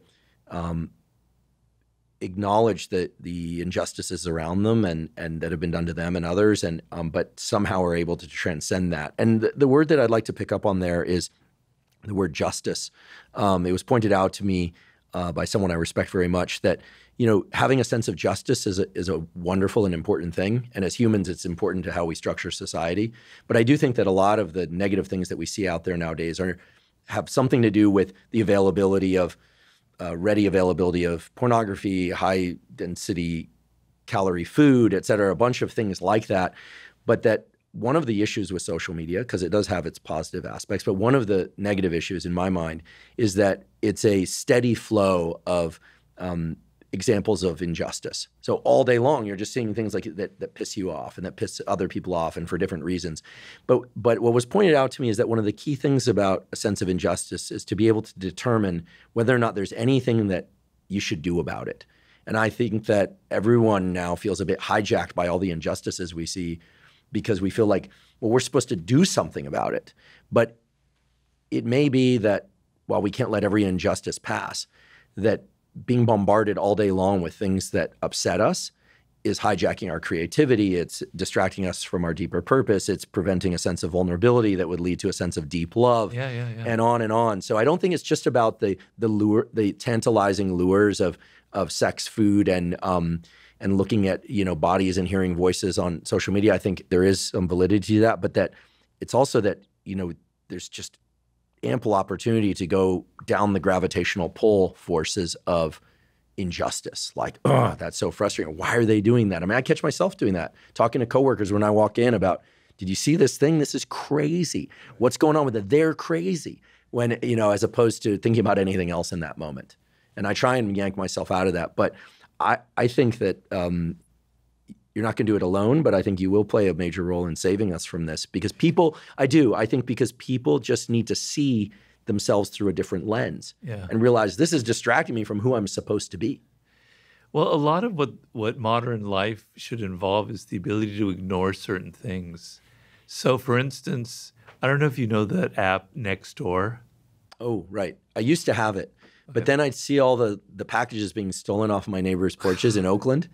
And then I started enjoying living in Oakland less. And I love the city of Oakland. It's got its problems. It definitely has its problems. But as an East Bay kid, you know, and went to school out there, and, you know, like, I have deep love for the East Bay, and it's always had those problems. But when you see stuff being stolen on your phone in the middle of the night when you wake up, it creates a sense that, like, they're out to get my stuff.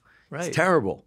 Right. And so I have it in my spam filter, but I look at it, and every headline is people stealing, somebody broke into somebody's house, this dog bit me, this is rabid dog going around, there's this homeless person that's yelling and attacking people, on and on and on. I feel like I'm living in this neighborhood. It's like Beirut or something in the 1980s. I can't even walk out my door. I don't look at Nextdoor anymore. I just ignore it. I don't open it ever. Because I know that they're designed algorithmically to put that in front of you every single time so that you click on it, because we respond to that kind of stuff naturally. We can't help it. So you have to be able to shut that stuff up and look at what you can actually control in your life. So I have this visceral dislike of what's going on in Ukraine, because I was in Ukraine recently and I feel I've identified very strongly with their struggle, right? And that outrage feeling, it just, every time I read an article about it, it just drives me crazy. So the only thing is I stop reading as much as I can. I read things that are kind of rational and intelligent, and I send them money, and I donate as much as I can, and I help them practically. But I don't allow myself to get that kind of outraged feeling all of the time. So somebody has to write a book. Somebody has to instruct us in what to ignore and what to actually pay attention to. So there are things that you can control, injustices that are out there that you could control by voting, by amassing a movement, by, dealing with climate change, not by trying to recycle every little thing in your house, but actually doing something really much more macro in the world, joining a cause. There are things you can do, and that's positive, and that's a way of channeling that kind of dark energy in you for a positive purpose. But it's totally disruptive, and it totally distracts you and weakens you and drains you of energy to fall into those rabbit holes and let yourself fall into them. So you have to learn the art of what to ignore and what not to pay attention to, and understand that you're wired to see those kind of red alert buttons on Facebook or on Nextdoor or wherever they are. And it's negative. It's like a candy rush, and you have to avoid it. And it's taking us away from our purpose, which we each have. I mean, I think, to me, that's the most deleterious aspect of it. Unless your purpose is to organize and be an activist. People ask me, I wrote a lot about, in my Human Nature book, about the shadow side of human nature. Right? And we all have it. We all have a dark side. We all have hidden aggression. We all have feelings of envy. We all have feelings of grandiosity. We all have aggressive impulses. How do you deal with it? And I say the way to deal is to channel it into something positive and pro-social. And that can be putting it in your artwork, venting that anger and that outrage in something that people kind of can identify with. Or it can be in organizing something. That could be your purpose in life, in actually doing something positive. So that's the only way that you could actually use that energy for some kind of actual life's task or purpose. You've been discussing lately a bit on some of your channels about masculine and feminine, let's say, roles, and crises of the masculine-feminine dance, as well as the crisis of masculinity per se, the crisis of femininity per se. Do you care to expand on that a bit? I think we could probably take 3-4 hours to explore all this in full.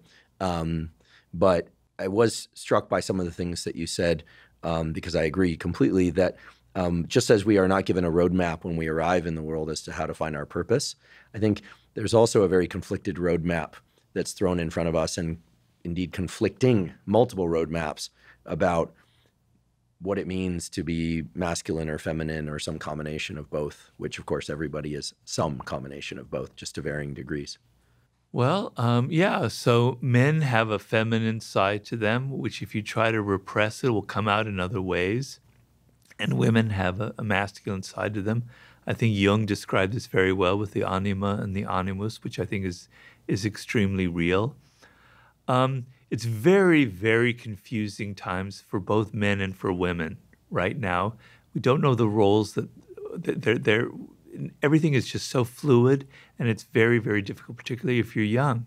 So young women are getting this idea that everything should be equal and that women should have, and of course it's right, should be paid the same and should have the same career opportunities. There should be no prejudice or harassment or anything. But at the same time, on social media, it's all about looking perfect, and looks are incredibly important. And if you're not hot, you're in terrible trouble.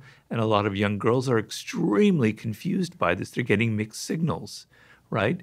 And boys are even in perhaps even worse circumstance where being masculine is seen as something negative.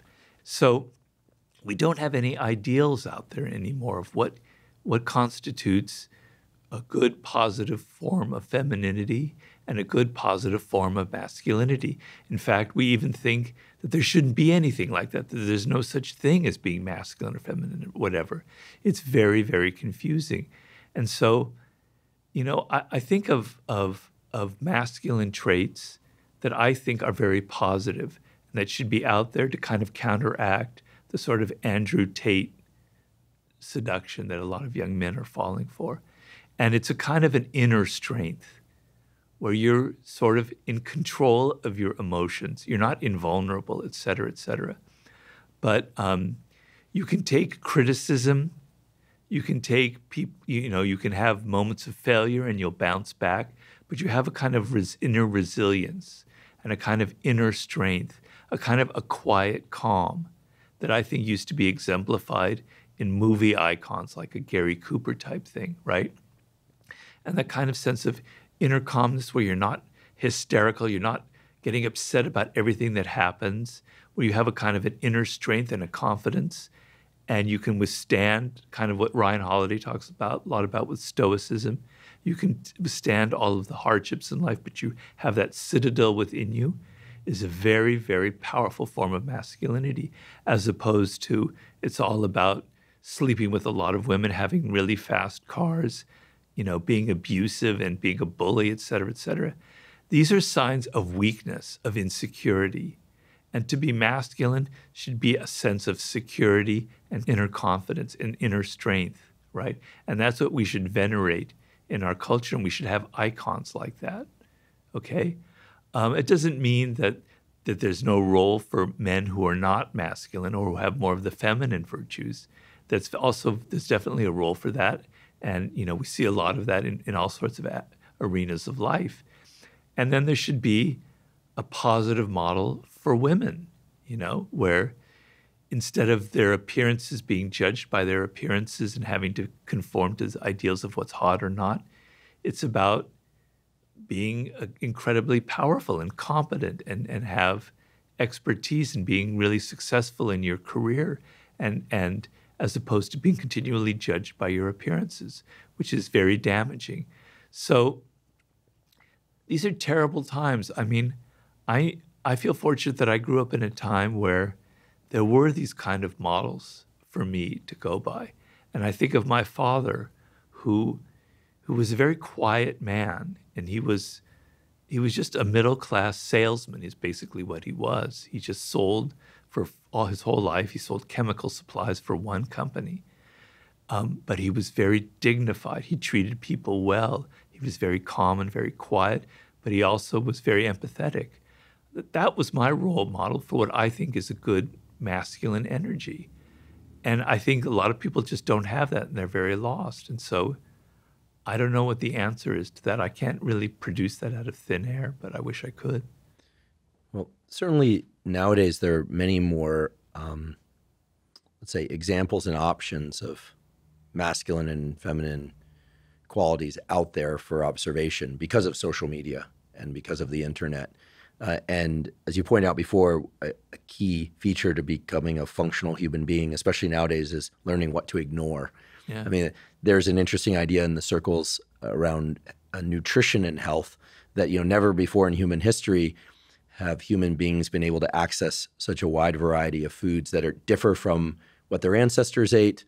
And I don't even mean ancient ancestors. I mean, if you grew up in the Bay Area, as I did in the 1970s and 80s, there were a few ethnic restaurants, but we ate the same, 15 or 20 foods over and over again. Right. And then eventually that exploded into dozens of options and more, and fusion foods and all sorts of things. And so there is this idea in the nutrition communities that we are not hardwired to think about and discern so many different food options and to taste so many distinct flavors, whereas before people in one portion of the planet or country ate generally one way in a given season, if there's seasonality, et cetera, et cetera.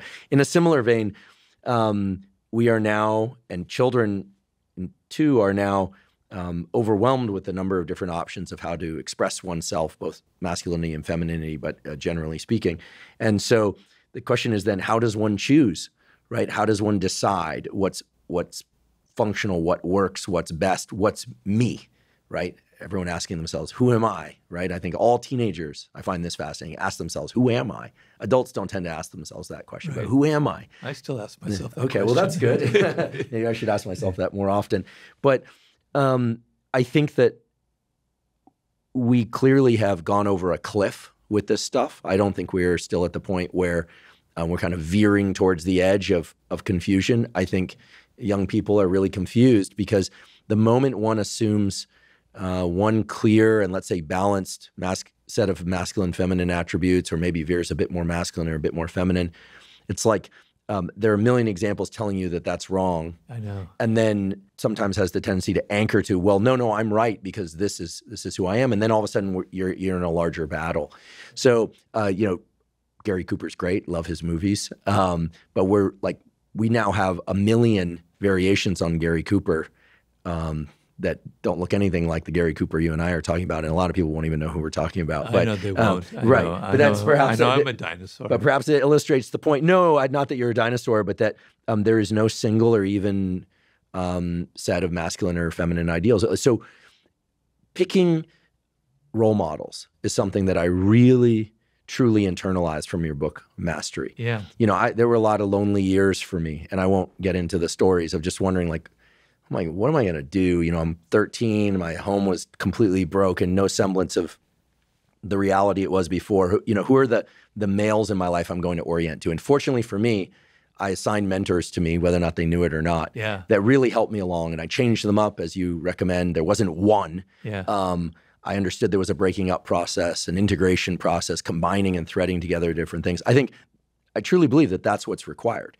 It doesn't have to be 100% Gary Cooper. It can be 10% Robert Greene, 10% someone else, 5% this, and creating a pie chart of sorts of, who one wishes to be in a given context. Yeah. But that takes work. It takes a bit of work and discernment, but gosh, that's powerful.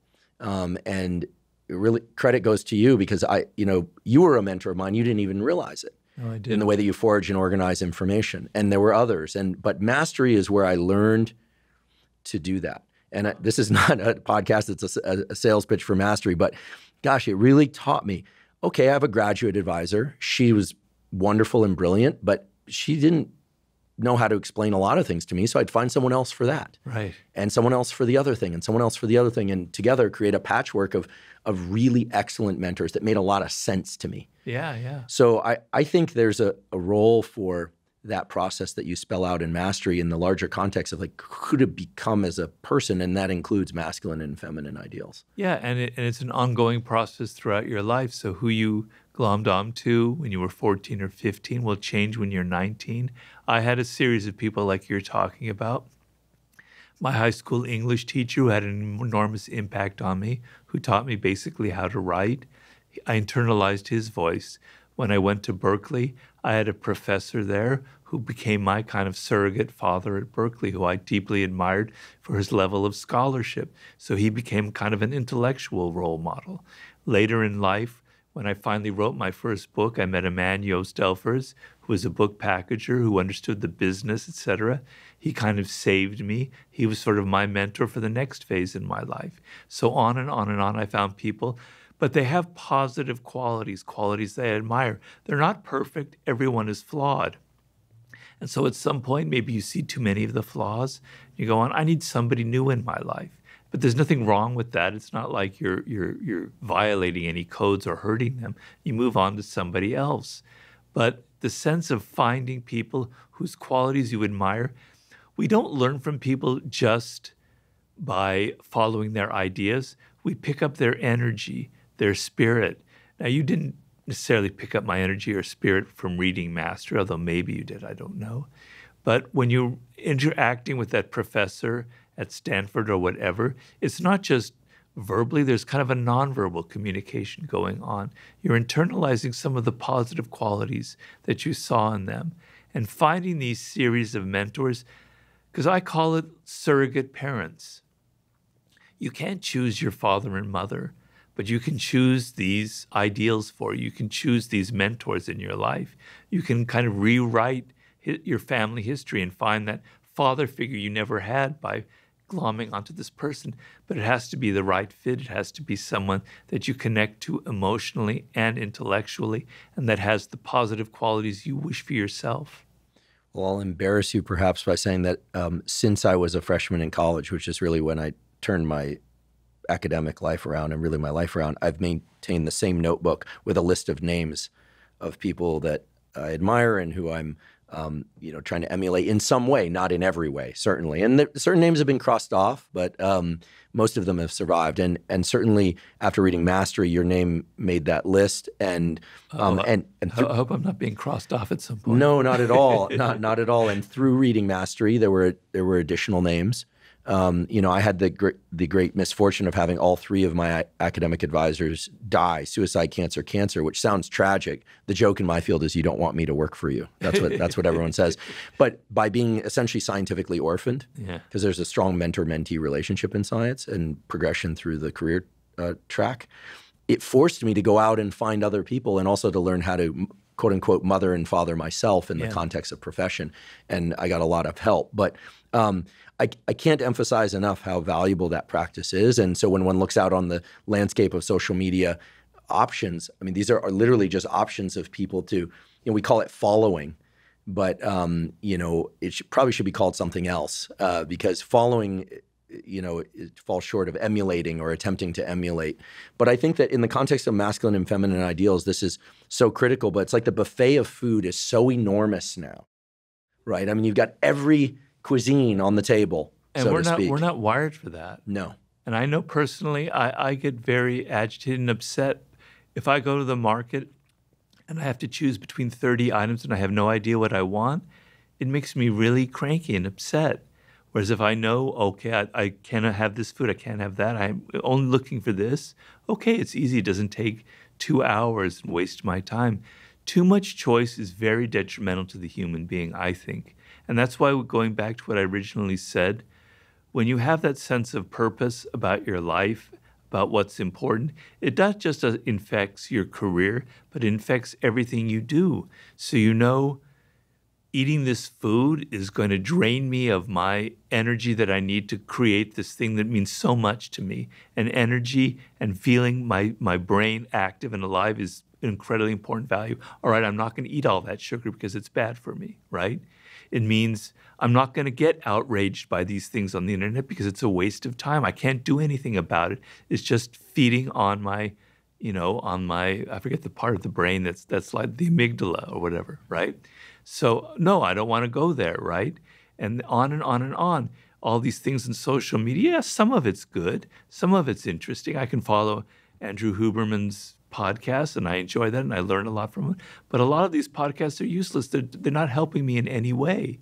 So it gives you this kind of filter, and this radar to cut out those 100 different choices that drive us absolutely crazy.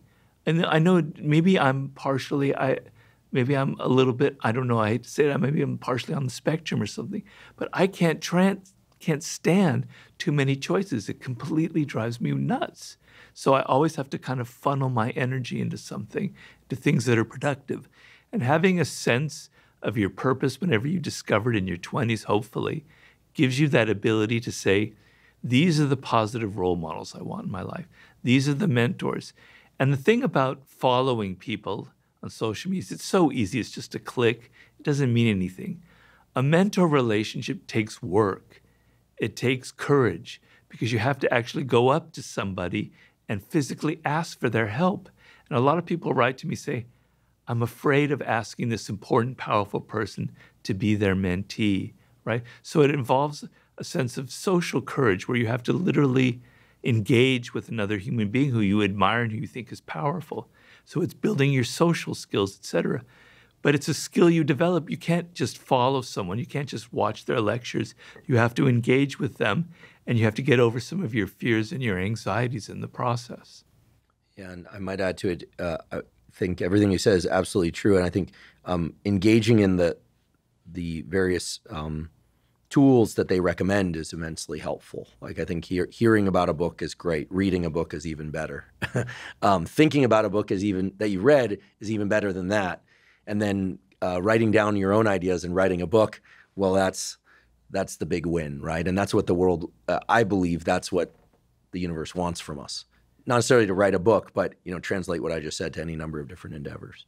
Yeah, you want to be able to think for yourself, right? So you're not just absorbing ideas from other people and kind of mimicking them and kind of just learning the exteriors of their ideas. You want to kind of digest them and then have them slowly become your own ideas by interacting with them and by putting them through your own lens. So someday it's a book stirring in me is the art of thinking and how to use that kind of process and go deeper into it. And I talked a lot about it in one of my podcasts, which might be the seed of a book.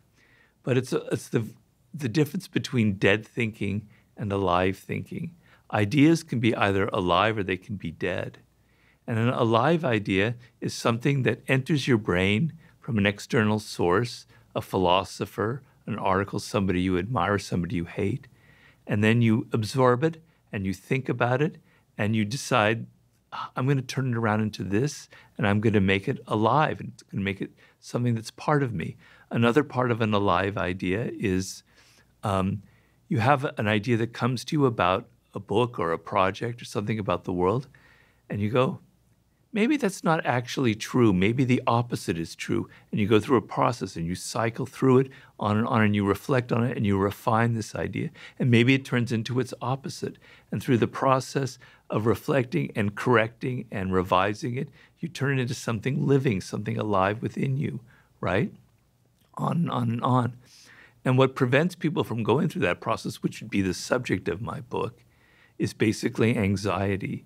Because I think how you handle anxiety is the most important kind of quality in life. It'll determine whether you will be successful, whether you will find your career path, or whether you won't be able to. I don't know if you can follow that idea at all. But anxiety is a signal to you that you don't understand something, that there's a problem out there that you can't resolve. And so what happens to most people if you're insecure is you glom onto something instant and easy to get rid of your feeling of anxiety. I don't understand this problem. Oh, it must be A. A must be the answer because this person said that, right? And so you don't develop the ability to think. You don't develop the ability to go to the next level. But if you take that anxiety and you go, all right, maybe A is an answer. And then you start going through A and then you go, no, maybe A isn't the answer. Maybe B is the answer. You're able to surmount your anxiety and go past it, come further and further and further. You don't rush for the first available answer that's out there, right? You're able to go through a process of refining things. And so in your career, if you're anxious for success, if you're anxious for money, you're going to make the wrong choices But if you're able to deal with that anxiety and say, maybe I have to think more deeply about where I'm going, I have to come up with other alternatives, then you're going to make a much better choice, on and on and on.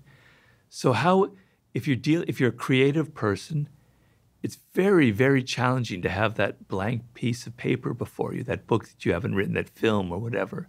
You're filled with a lot of anxiety, and you have to deal with it. And if you're able to turn it into something creative and productive, then great things will happen. You'll create a masterpiece. So the ability to deal with anxiety and to not give in to the most instant gratification that you can get is, to me, a marker of somebody who will be creative and will invent something, as opposed to people who just recycle old and dead ideas. Amen to that. I was once told that, anxiety makes children of us all, and not in the positive sense of being childlike. Yeah. It regresses us to a mode where we feel a complete lack of control. And I completely agree that being able to manage anxiety and dance with it, since we can't rid ourselves of it. No, perhaps nor should we, right? Because it's a signal, as you point out, that we don't understand something, that there's something to get curious about. Right. A process or something out there, or both. I think that really resonates. Yeah. And I think a lot of people will benefit from hearing that, because I think we hear the word flow and we just all imagine. I even catch myself imagining that, when Robert Greene sits down to write, it's like there's a blank sheet and then he just kind of meditates and then boom, out come these books. No. But if I get realistic for a second, I'm sure that there's a lot of inner turmoil and anxiety. Oh my God, you have no idea. So my process is 95% pain and maybe 2.5% ecstasy. And I don't know what the other 2.5% would be. But so I write a story, because in my new book and most of my books, I always begin with a story from history, etc. And it is so bad. I can't believe how bad, how flat it is, how it sucks. I'm so embarrassed. I hate myself. And then I go and I dig into it and I start changing the words in it. I start making it a little bit better. The second version, it's kind of palatable, but it still sucks. If I let it out into the world, it'd be very embarrassing. It's anxious, and my wife can tell you I'm a miserable being when that happens. Everything looks black to me at that point, and I push through it. So if I gave in to my anxiety, and this happens with a lot of books and writers, I would just put out that second version, which isn't very good. It isn't very strong. It isn't thought through, because my ideas, when I look at them the first time, I go, that's not real. That's not the actual thing that's going on here, Robert. You've missed the mark. You want to hit what's actually real in that story. So you have to go deeper and deeper and harder and harder and harder. So I don't just give up and go, here's the chapter. I go, it's got to be better. It's got to be better. Until finally, after 2 months of struggling, it seems like it's gone to the place that I want it to be in, right? But I use that anxiety to keep improving and making it better. And then when I reach that point and the story is good enough and I can let my wife read it and then my editor, I feel great. I have that 2% moment of joy. But it came through all of that anxiety. But I can tell you, the feeling of fulfillment when I finish a chapter is pretty damn great. When I finish a book, it's better than any kind of drug experience anyone could ever have. It's such a wonderful feeling of accomplishment and pushing past all the barriers, So my process involves a lot of anxiety and dealing with. That's why I'm talking about it and why I want to write a book about it. Thank you for sharing that. Yeah. I'm attempting to write a book and have been for several years, and now I feel a little bit better. But clearly I need to ratchet down harder. But in other domains of life, I am familiar with the experience of tons of anxiety and just, okay, I'm going to just get to this one milestone and then I'll figure out the next milestone. But even that process of saying, okay, I'm going to break this down into milestones itself is anxiety provoking. Sure. It's just that, but at some point it generates enough inertia that you does. Sort of stumble forward into the process and then That's right. you keep going. So try not to bloody oneself That's right. too much. Yeah. I think a lot of people will benefit from hearing about that. In fact, I'm certain they will. So speaking of anxiety, you have a clip on the internet that we will provide a link to in the show note captions, which I think is absolutely fabulous, about how to find a romantic partner and or get more out of an existing romantic partnership. I don't even remember what I said. You're going to have to remind me. Oh, it's so good. One point in particular that I remember that I think is oh so true is that there needs to be at least one and probably several points of like real convergence in terms of one's interests or likes that go beyond like what food somebody likes or what type of house they want to live in, but that actually traces back to these early forms of delight. And you mentioned that for you, and therefore presumably your partner, that a mutual love and respect for animals happens to be one of those things within the context of your relationship, right? Not that a love for animals is required. For me, it sure as hell is. Right, exactly. I could never go out with a woman who didn't love animals. Right. My sister used to tease me that if a woman gave me a birthday card or a card that had a drawing of a particular animal, which I'm particularly fond of, I have an older sister, and she used to say, "Oh no, it's over. He's gone." That it would, fortunately, it's not that simple. But there's some truth to what she was saying. It's certainly it's necessary, but not sufficient. But maybe you could elaborate a little bit on this notion of convergent interest and contrast it with a lot of what people tend to hear and say about what's important in partnership. Because I think this is something that a lot of people grapple with, both in terms of finding a partner and in terms of building partnership. Well, you have to, there's different relationships you can have. I mean, do you want like a 1 week, a 1 month relationship? Or are you looking for something longer, more satisfying that will entail, maybe years of being together? And, people can get very boring very quickly, right? Particularly if you can't have a conversation with them about subjects that interest you. And so you mentioned animals. Animals is a very good example because I'm not saying that you both have to be Democrats or Republicans. That's too banal and superficial. But the love of animals reaches into your character, reaches something deep inside of you, or your dislike of animals, if that happens to be the case. But it signals something about it that's so primal, that's so connected to a child, that there's going to be a deep connection there. And it's not like you have to both love cats, which is good if that happens to be the case, but just animals in general. You love their energy. You love the fact that they're innocent in their own way. You love the fact that they're not playing games with you. You love the kind of instant love you can get from them kind of thing. And you connect to them on that level is a very, very positive sign because it goes beyond just intellectual things into something emotional and visceral. So really the emotional connections, the values that you have together are very important. Money is another one that's extremely important.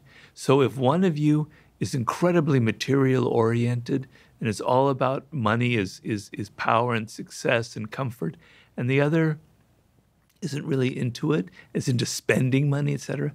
A lot of people have endless fights over something like money, right? Where there's no convergence there. And money signals a deeper value about the person. So I'm not saying there's anything wrong if money motivates you. I'm not moralizing about it because that can signal a value that maybe you grew up without it, and that feeling comfortable and feeling like you don't have to worry about something is very, very important to you. And the not being interested in money reveals something about your character. So I'm telling people you want to look at the person's character and see a kind of convergence there and something that can last. And I remember I was reading for one of my books about Franklin Delano Roosevelt and Eleanor Roosevelt. And the thing of it was Franklin Delano Roosevelt was this incredibly handsome, vibrant young man before he got polio, very active, very athletic, very handsome. All of the women were after him. He was like the perfect match. He was wealthy. And Eleanor Roosevelt was like the ugly duckling. She wasn't very pretty. She was kind of socially awkward. But he saw into her character. He saw that intellectually she was a match for him. He saw that they had kind of similar interests on that level that I'm talking about that go beneath just the surfaces. And he chose Eleanor, and everyone was shocked about it, you know. Nobody was was trying to court Eleanor. I forgot her last name at the time. I think she might have even been Roosevelt. So it was very shocking. He said, I looked at somebody who I could last with, who had some qualities that were much more important to me. And it ended up being a very satisfying relationship. Of course, later on, he had his dalliances, so it wasn't perfect. But it was a very positive relationship. So seeing your values in life, when it comes to like money, when it comes to like career, when it comes to comfort or lack of comfort, some people like not being comfortable. They like being on the edge. They want challenges. They want to move from city to city kind of thing. And if you partner with somebody who just wants to live in the same house, you're going to have conflict after conflict after conflict. The sex might be great, and that might be good for a month or 2 months. I have nothing against that. I'm not going to judge that either. But it won't lead to a long-lasting relationship. Sports and athletics are another thing. Is this someone that likes the outdoors? Or is it someone who's, like Zsa Zsa Gabor and has to be in a Times Square, in a penthouse in Manhattan, kind of thing. So values that reach inside of a character that are deeply ingrained, that you can almost not change, you can't control, and there's a convergence there on several levels, is a sign that you can have a deep connection with that person, and it's very important. And if those connections are good and there's a physical attraction, because if without the physical attraction, it will kind of fizzle out, you've got a recipe for incredible success, for something that can really last. And having a lasting relationship, as I've had, is such an anchor in your life. For me, for someone who works as hard as I do, and hopefully for her as well, it just grounds me, and it makes life so much simpler and easier. And it's not just simple and easy. There's a lot of love and a great deal of deeper emotions involved. But having a long-term relationship, if you can have it, is something that pays off in so many dividends. So being able to find that kind of convergence, when I first met my wife, I had a cat at the time. I'd always been a dog person, but this was a cat I had, and I loved that cat like hell. I can't believe he was such a wonderful cat. I brought her over to my apartment on the first date.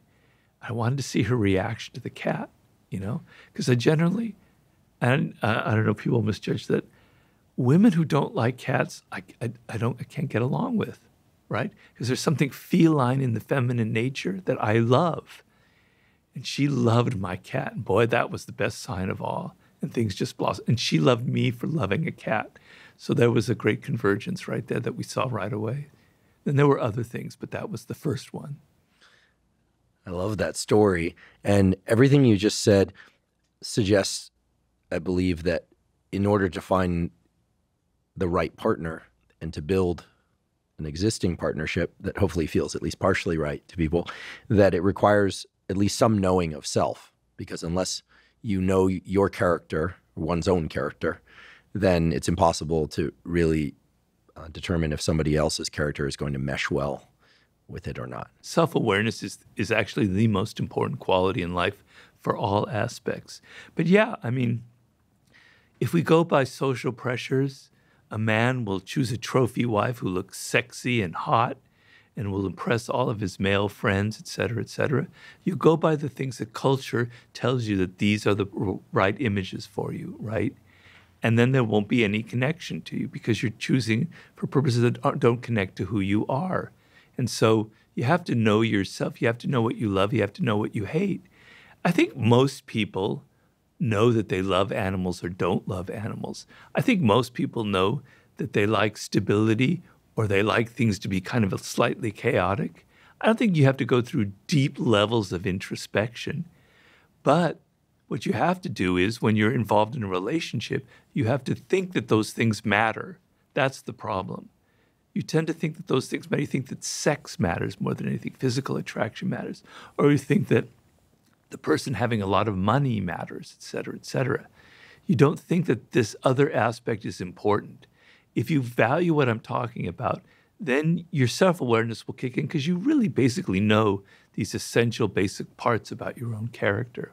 I think people sometimes get distracted by admiration of qualities that they might find admirable, but that don't mesh with their own character. I've seen this many times before where, where someone will say, someone will start listing off the positive attributes of the person that they happen to be dating. Like, he does this, blank, blank, and blank. She does this, he volunteers, et cetera. And that's all great. I mean, volunteering for good causes, I'm all in support of that. But then what they're overlooking often, it seems, is whether or not that's a core value for them or whether or not it's just something that they admire. I hear a lot of admiration in the early days of relationships that later I hear about failing. And what you're talking about is something deeper, more aligned with one's own sense of self.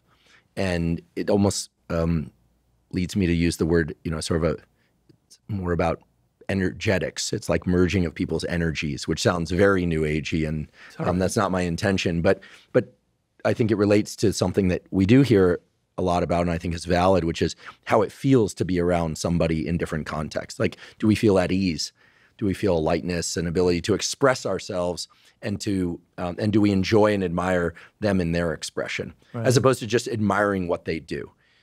They've accomplished blank, blank, and blank. I see. Right? They manifest these qualities that I wish I had, right? You hear that, and aspire to have, which is very different than a meshing of energies. Also, there are a couple other things. You have to understand their character as well, and people can be very deceptive and very slippery and can wear masks. One telling sign that I've noticed in my own relationships in the past is that the woman would be a certain way with me that I thought was very good and I liked, and then the moment we were with other people, she acted in a way that was very irritating.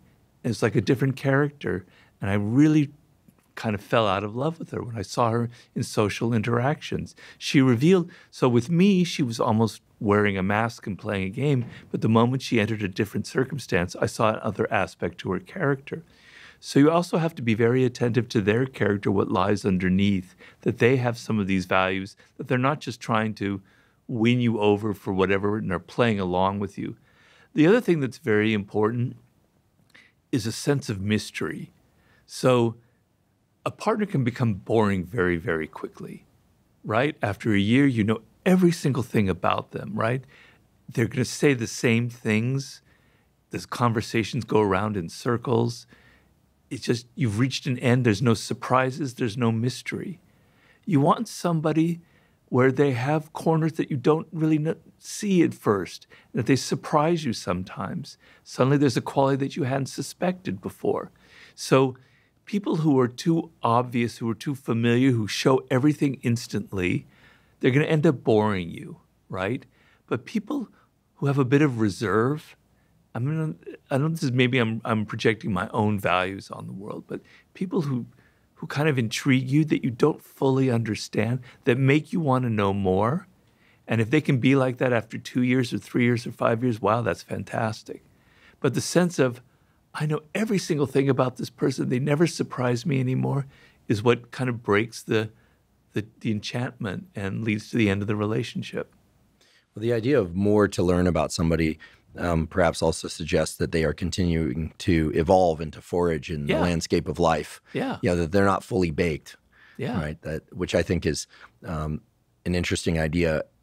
During the 4-episode series that we did on mental health, Paul Conti, a psychiatrist, said that a matching of generative drives, which he defined as the desire to create something in the world of one's own expression, is really critical in relationship. And he said, it matters less whether or not one person likes classical music and the other person rock and roll, provided that their relationship to music is similar or something of that sort. Like that it's about a drive of a certain sort to engage in the world. So one person could love music, the other person's not into music, but the way that they approach life is one of perhaps mutual curiosity, desire to find out, et cetera, and that this exists on a continuum.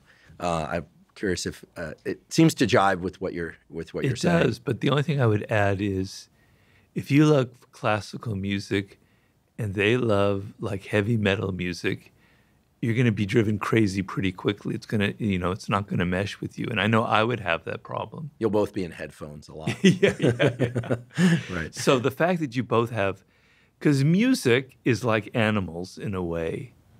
So I agree completely with what you're saying, but I would say maybe music isn't the best example because music says something very deep about a person, right?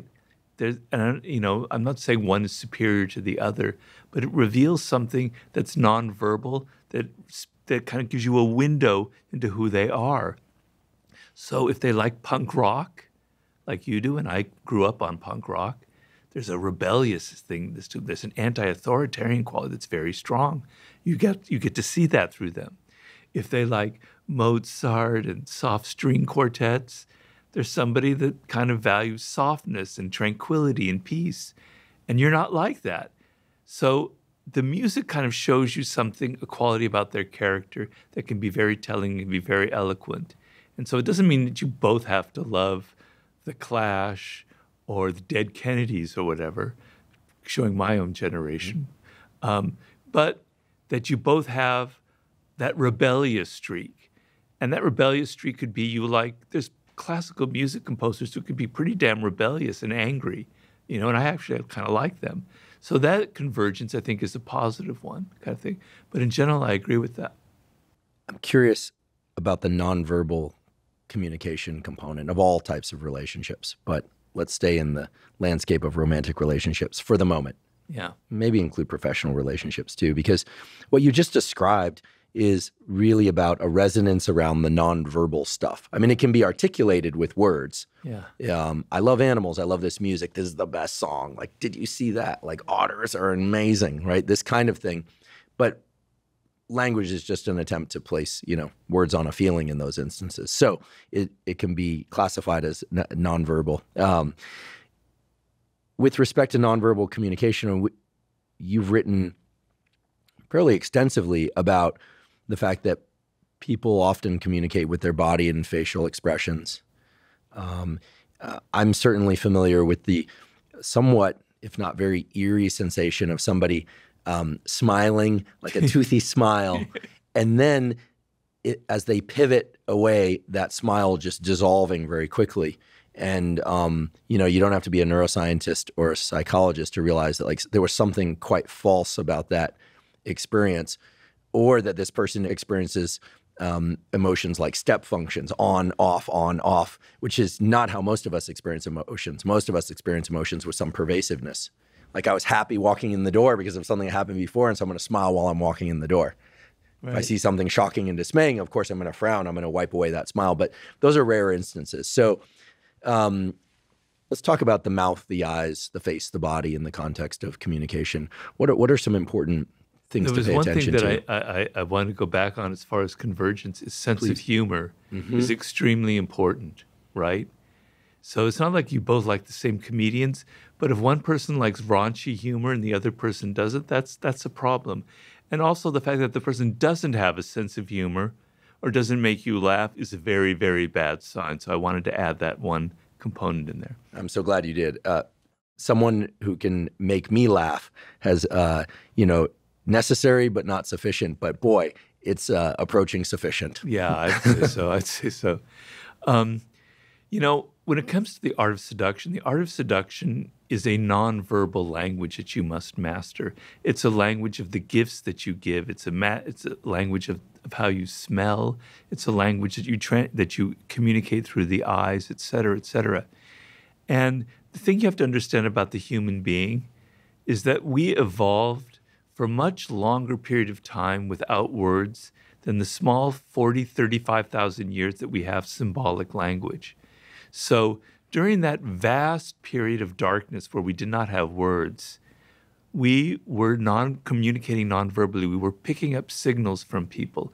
We were watching every little detail of their behavior because we didn't have words to decipher it.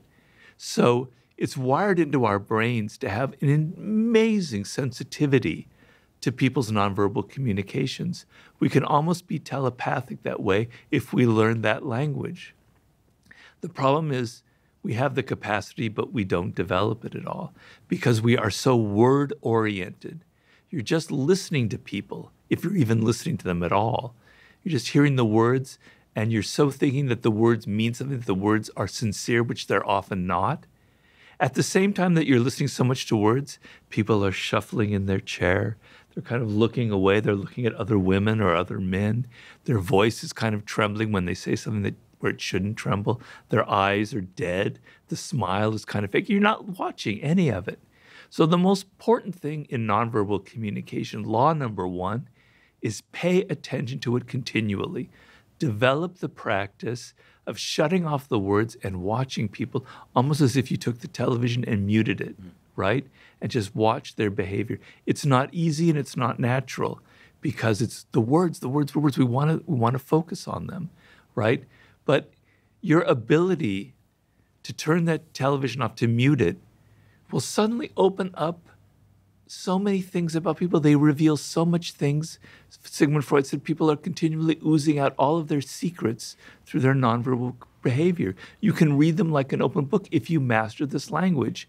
And I have, in The Laws of Human Nature, I describe the story of Milton Erickson. I don't know if you're familiar with Milton Erickson. Perhaps the greatest modern master of nonverbal communication. He was an amazing psychologist. He sort of is the inspiration behind help me out here. Neuro-linguistic. Oh, the NLP. I mean, it's kind of a bastardization of his ideas, but he created hypnotherapy. He's the person who created hypnotherapy. Certainly, hypnotherapy is a valid psychiatric practice. Yeah. I mean, it's excellent clinical data to support it. Well, Milton Erickson had polio when he was 19, and he was paralyzed. His entire body was paralyzed. He couldn't even move his eyeballs, right? And he sat in bed, and he had a very active mind. And he was going to just die from sheer boredom.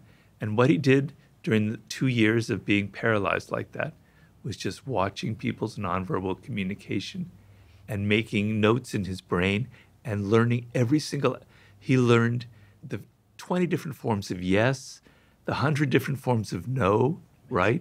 Every intonation, how somebody entered the room, how they left the room, how they looked at him with the pity or empathy or something. He mastered it.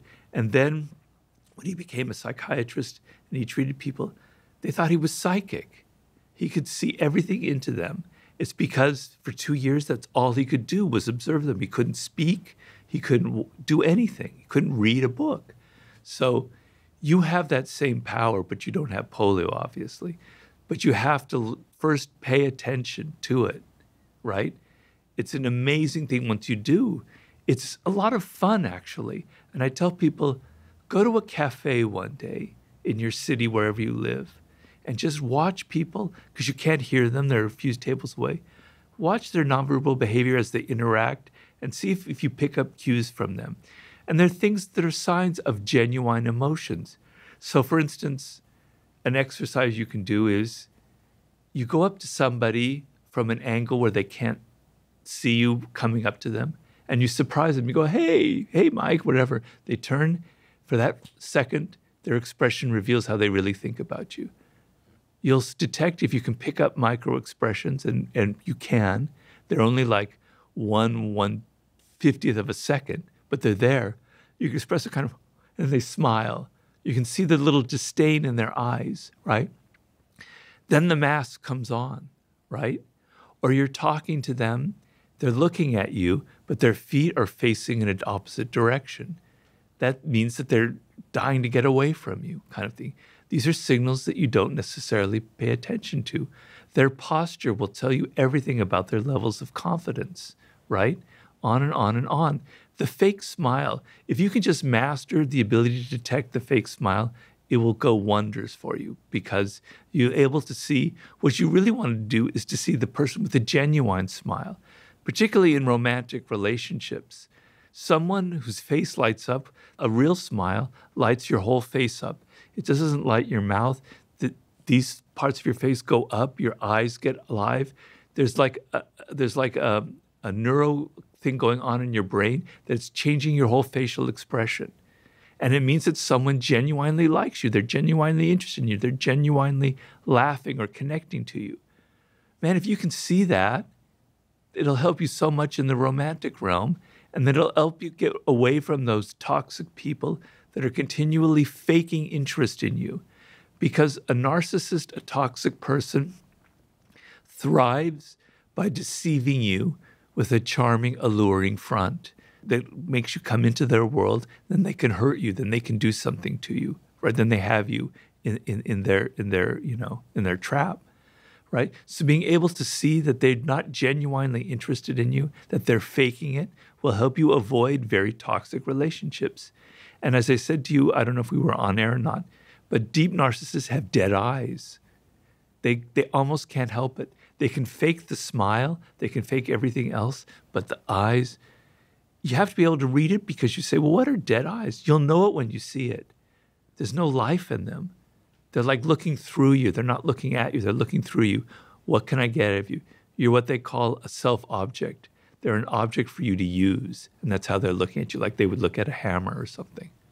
Yeah, the concept of dead eyes and also alive eyes is so fascinating because as audience of this podcast will know that because I've said it too much, but I'll say it again, that the eyes are the only two pieces of your brain that are outside the cranial vault. I mean, they're literally two pieces of brain lining the back of your eyes. Yeah. And the dynamics of the pupils, those changes, of course, reflect how bright or dim it is in the room, but they also reflect levels of arousal that are on the millisecond time scale. Sure. So as one expresses, words of glee, right, the pupils constrict a little bit, believe it or not. Or excuse me, dilate a little bit. I got it backwards there for a moment. And vice versa, as one feels less excited, moments of despair, expressions of despair, the pupils should get a little bit smaller because arousal is going down. And so I think, we pick up on these things at an unconscious level. We do. The deadness of the eyes is kind of the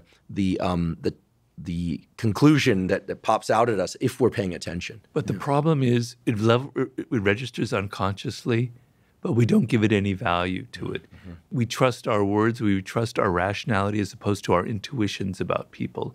So sometimes when you meet a person for the first time, signals go up in your brain, something's wrong about them. And then you forget it because you don't trust those initial unconscious signals that your brain is giving you, right? So you have to first kind of trust that these intuitions are very valuable. The other thing is pay deep attention to the tone of voice. The voice, as actors will tell you, is like the hardest thing to fake, right? It's very hard to fake excitement. Your voice either has it or it doesn't. It's very hard to fake confidence. And you can, books have been written about that. I'm not going to go into all the details about it. But a person will reveal so much of the emotions that they're experiencing, particularly levels of confidence. Like a trembling voice or something, or a booming, confident voice, which some people can fake, but often it's very difficult. You can still see through it. And on the level of seduction, men are very, very attuned to the voice of a woman, but we're not aware of it because the voice of our mother had an incredible impact on us in early childhood. Her singing, the tone of her voice, that was probably the first seduction that we ever went through. And a woman's voice has tremendous power over us, right? And so hearing a voice that kind of grates or irritates you is something that's a bad sign. And that goes deeper than all the characteristics that we were talking about. But a woman's voice that kind of reminds you of that mother, that sing-songy, whatever feeling it was, that's somebody that can very easily seduce you. Yeah, there's a place for naming this. It's like subcortical courtship. Below the cortex, as the geeky neuroscientists like myself say. You're getting down below the cortex with all of this stuff. Convergence of real loves and desires. We express with words. We sense the world using, of course, our cortex. But we're really talking about getting into the subcortical stuff that is the stuff of our history, the stuff of our hardwiring and our uniqueness. I couldn't help but think about the fact that earlier we were talking about the now, infinitely vast number of choices of things to engage in, people to engage with, et cetera. But at the same time, as you were now talking about these micro-inflections and the subtleties of voice and bodily communication, that whether or not it's emojis or people sending filtered images or the default to text message communication that is so prominent now, it seems like we now have more choices, so more input, but the sort of qualitative differences between the inputs have been binned into a couple of simple bins, it's as if we've regressed to primary colors only. But the canvas is huge. Or I don't know if that analogy works, but you get the idea. Because ultimately, in order to develop good choices about profession, romantic relationships, friendships, you need a lot of examples and a lot of information that allows you to glean the subtlety. But as long as it's emojis and filtered pictures taken at a particular angle, usually from above, ask for the picture head on and below. Send me a picture of your worst expression. All of that. It seems that there's now increased opportunity for deception. And I don't just mean people misleading others. I also mean us misleading ourselves. Oh my goodness, how could I be so disappointed yet again about a particular landscape of life? And it doesn't just have to be romantic interactions. It could be other landscapes. Like, how could I be fooled? Well, you're fooled because the inputs were deficient, not good data, as we say. Well, the thing is, if things are you're immersed in the virtual realm, it's very, very hard to master the nonverbal communication aspect, which is so important. So if you're dating from an app and you're flipping through and then you find that person, you've missed out on the greatest experience of life, which is actually having to go out to a bar or go to a restaurant or go to a social event and have to literally encounter another person and deal with looking at their behavior and kind of assessing who they are. It's a muscle that you have to pay attention to nonverbal communication. And if you're just, going through the emojis or going through the Tinder apps, that muscle completely atrophies. You have no power. You're not able to decipher anything. And that's what's happening with a lot of people who are using these apps. Social skills are like any skill at all. You have to develop them. It's a muscle you have to develop. And you've all noticed this probably in your own life. If you've gone through a period where you're kind of retreating, you don't want to be around people, and you spend a month like that, and then you go out, you feel awkward. It takes you like a couple days to get used to being around other people. You say stupid things, your body language is all awkward. But if you're in a situation for months where you're constantly interacting with people, you're on a film set and in, day out, that skill starts developing. But you have to be out there in the world. You have to be interacting. You have to be looking at people's emotions. You have to be gauging them in real time. We're not built for virtual encounters. We're creatures of flesh and blood. And we need to be looking at each other in the eye and paying attention to all these little details, these nuances that you can only get in person. Along those lines, what are your thoughts about AI and how that's going to shape our sense of self, sense of others, and relationships? As if that's a topic that could be covered in a series of minutes. But what are your top contour, maybe even deeper thoughts about AI? Well, I'm gonna piss a lot of people off, but I'm kind of very concerned about it. I mentioned before about anxiety, the role that anxiety plays in thinking. You come upon an idea, and you go, "Yeah, that's so good." And then you go to the next level, and it becomes better. And you go, "Oh, maybe that's not so good." Then you go to the next level. You go to level 3, and it gets better and better. You have anxiety. Another aspect of intelligence is self-awareness, right? The ability to look at yourself, go, I have biases. I have confirmation bias. I have conviction bias. I have recency bias. I have to counteract these things. I also have a dark side. I have aggression. I have to be aware of how they color my thinking, my emotions. The third quality that goes into intelligence, I'm talking about now intelligence, not artificial. Intelligence is the ability to deal anxiety and go to a third level. Intelligence is the ability to look inside of yourself and see your own biases. And the third thing is the ability to see a holistic picture, the kind of aha moment that scientists have, where you accumulate all kind of data points, and then out of nowhere, an image comes to your mind of, yeah, there's the answer. You see the whole thing. You see the whole gestalt, right? Simone Weil compared it to a square cube. You can only see a cube from one side, or you can never see a square cube. You can only see a side of it. If it's rotating, you're still only seeing sides of it. Only in your mind can you picture the whole thing. So the mind has to go through a process to have holistic thinking. If they can invent a machine that can deal with anxiety and has anxiety and can go to level 3, if they can make a machine that can be self-aware, that can go, the people who program me have biases, therefore I have biases. I also have a dark side because people have programmed me who have a dark side. If this machine can also think holistically beyond all of the data points and all the massive information it's combined, it can have that aha moment, all right, I can see a human consciousness, I can see creativity there. The other thing I would say is, when I was a student at Berkeley, going way back, I was 19 years old, I decided one summer, it was a big paradigm shift for me, I'm going to take this class in ancient Greek. In 6 weeks, they teach you a year of ancient Greek. That means every day you have an exam, every Friday you have a final exam, 8 hours every day of a dead language. I thought this would be the best discipline for me after someone who'd been doing too many drugs, to be honest with you. Okay? And so finally, at one point, they give us this paragraph of the hardest ancient Greek writer of all to read. This was near the end, Thucydides, or Thucydides, as they say. I stared, so I had like the whole night to try and translate one paragraph. I couldn't figure it out. You have to understand the weirdness of ancient Greek, all the endings, the weird ways of thinking. The whole picture, that aha moment, was eluding me. At one point, I thought I got it, and I translated it, and I gave it to the teacher next day. And I remember he was this kind of hippie that you'd have at Berkeley, Dennis, classics professor, but also a hippie. The fact that you knew his first name is very telling. I can only remember his first name, Dennis. He said, Robert, I can see your thinking, but you need to go to another level.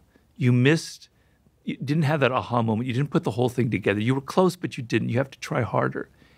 And that stuck in my mind forever. Like, whenever I have a problem, I have to think harder. I have to go to that next level. Now, what would happen if I had pulled out my translation of Thucydides and just copied that out, right?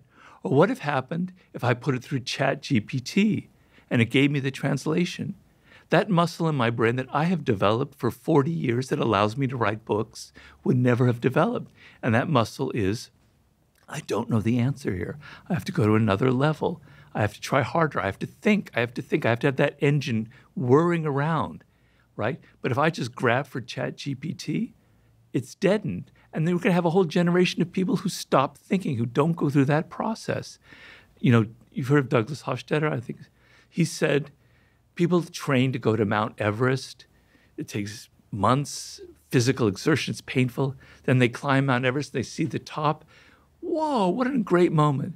He said ChatGPT would be the equivalent of taking a helicopter to the top of Mount Everest without any of that training and having the same moment. It's not the same, right? You need to go through that process. You need to go through that pain. And if you just, and the thing of is ChatGPT, we think we're so modern and so sophisticated, but really we're just seduced by magic.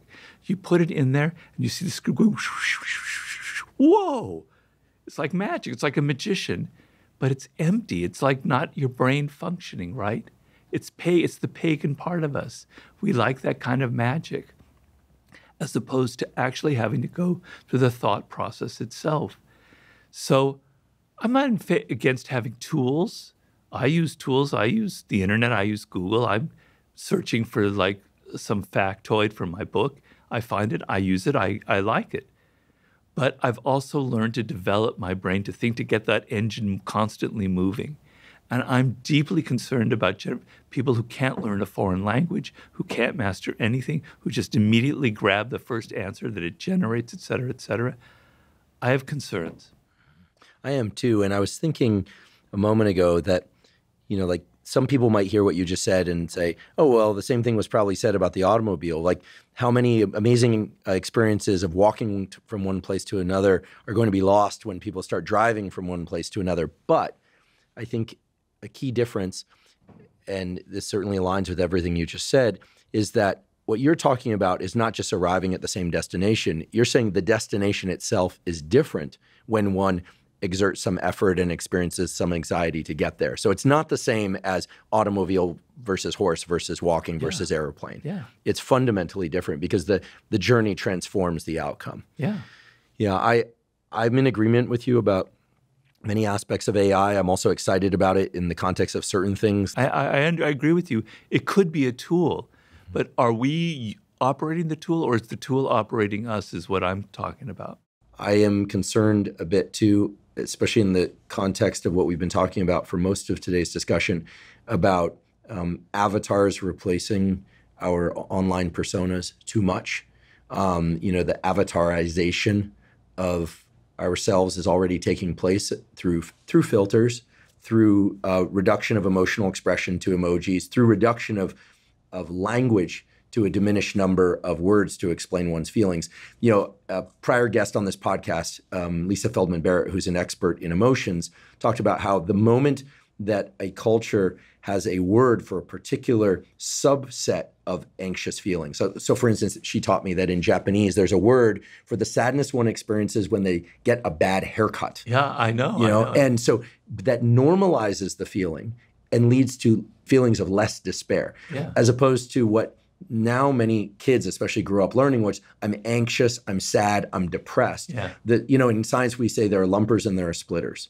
And they've been arguing for years about, is that one brain structure? Well, if I name those two things next to each other, two different things, not only can I name one after myself, which is what tends to happen, so to speak, but when you have too many lumpers or too many splitters, things are either overly simple or overly complex. That, of course, the right answer, the best use of naming things arrives someplace in the middle. Right. That's how a field progresses. Because if you lump things together too much, a field can't progress. You give yourself the illusion that it's progressing, but it's not progressing. But if you split things up into a million different subcategories, like just even the word adrenaline is also called epinephrine. And it has to do with basically people arguing over who got credit. Crazy, and it's confused people for decades. Yeah, and there's another story there and I know far too much about the scientists involved, and there was a love triangle about naming of certain parts of the nervous system. People sleeping with other people's partners and love triangles have created more drama of nomenclature in science. I could do a whole hour on this. In any case, what I'm hearing from you is that we cannot afford to lose our sense of nuance, and also because that sense of nuance taps into what we're really experiencing. Yeah. And AI threatens that we can become avatars of ourselves. Well, look at it this way. We worship technology. It's our new religion, okay? And we worship ChatGPT as if it's a god. Seriously, there's religious elements going on here. What we really should worship is the human brain, which is the greatest creation in the known universe, I'm afraid. It is the most complex piece of matter in the entire universe. The number of neurons, the number of synapses, the number of possible connections between neurons is infinite, practically infinite. It is a wondrous instrument. It is so powerful, we've barely scratched the surface of what we can use for it. Let us worship that brain that's in your head. You only have so many years to use it. You have only so many years to develop it. It is so wonderful and powerful. It can bring you such pleasure, so much power in life. So tools are fine. We all need tools. We need hammers, we need nails, we need saws, etc. But the real thing is the hand that uses it, the brain that connects the hand to the hammer, that knows how to hit things. I think of the great painter Renoir in the 19th century. He had like a stroke or something. Then the last years, he couldn't move his right arm, which he painted with. And it was disastrous. So what he did is he put the brush in his mouth and he painted some beautiful paintings that way, because his brain had mastered the art of painting, not his hand, but his brain had mastered it so well that he could actually paint well with the brush in his mouth, because he could direct it and he had the knowledge of how to make something perfect. The brain is absolutely incredible. The plasticity of the brain, which I'm discovering after my stroke, is absolutely a miracle. I don't know, is it Professor Schwartz at UCLA who was studying OCD and how he was able to kind of cure people of OCD through certain plasticity exercises that he had, making them aware of their kind of brain lock, et cetera, and getting them out of it. That plasticity of the brain is by far the greatest miracle of all, and it goes on into your 60s and 70s and onward. Let's all get down on our hands and knees and worship the brain. And if we did, it would create a complete shift in our values. And we wouldn't be so instantly seduced and enamored and worshiping the technology. We would worship the brains that create the technology instead of, the other way around. I certainly got a fan of brains and their potential for plasticity sitting over here. I have the benefit of having my scientific great-grandparents are Hubel and Wiesel, who won the Nobel Prize for neuroplasticity during the critical period. Wait, say that again?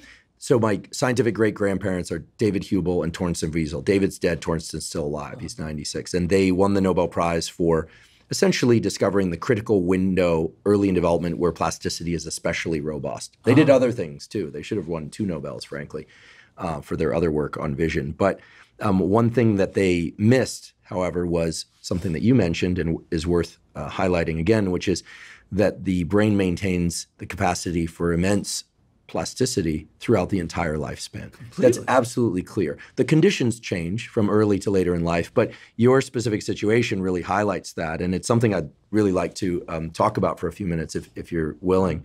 As you mentioned, you experienced a stroke, and perhaps it was aware to some, but perhaps not to all, especially the people just listening to this podcast and who are not watching on video, that your shirt, while very nicely designed in its original state, also includes some unique stitching. So maybe you could share with us and for those listening, there's a jagged line of stitching that extends from Robert's left short sleeve to his midline, to where the buttons on his shirt are, and from his right short sleeve also to the midline, offset from one another. This is the sort of stitching that looks like perhaps I had been at the sewing machine and not somebody with skill, but they did a good job basically of putting it back together. Why are those stitches in your shirt? Tell us about the stroke, and let's talk about neuroplasticity. It could also seem like a fashion statement, but it isn't.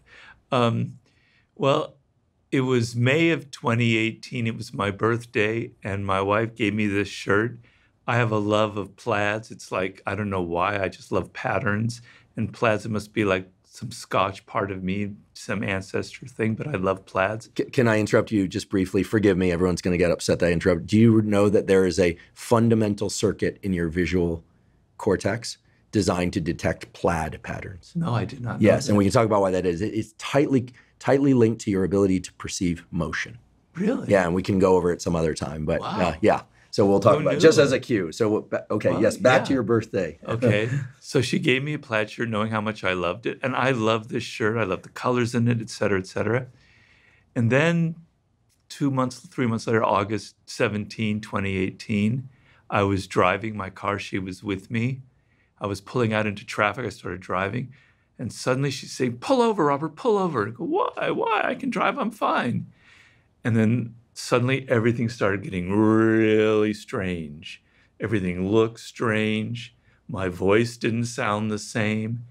And she was like freaking out, but she was actually fairly calm, which was amazing. I was undergoing a stroke. I had a blood clot that was blocking the blood flow to my brain. I actually at one point got out of the car, like I don't know what the hell I was thinking.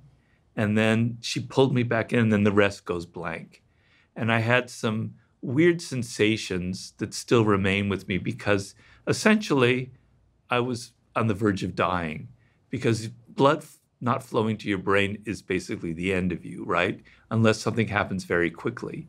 And either that or you can get severe brain damage. So she called 911 right away. She recognized something. My whole face was looking funny. And they got there. I was unconscious. And essentially, they took this shirt and they just scissored the thing in half and took it off my head. And then they intubated me, I believe, in my hip area to get something. The blood clot was in my neck, and they were able to free it up, and they rushed me to the hospital. And I'm unconscious, and then I wake up, and I'm in a gurney in the hospital. And for a moment, I'm thinking maybe I'm dead, because I'm lying in a gurney and I almost feel like I'm in a coffin. I don't know what's going on. And I have all of these weird sensations.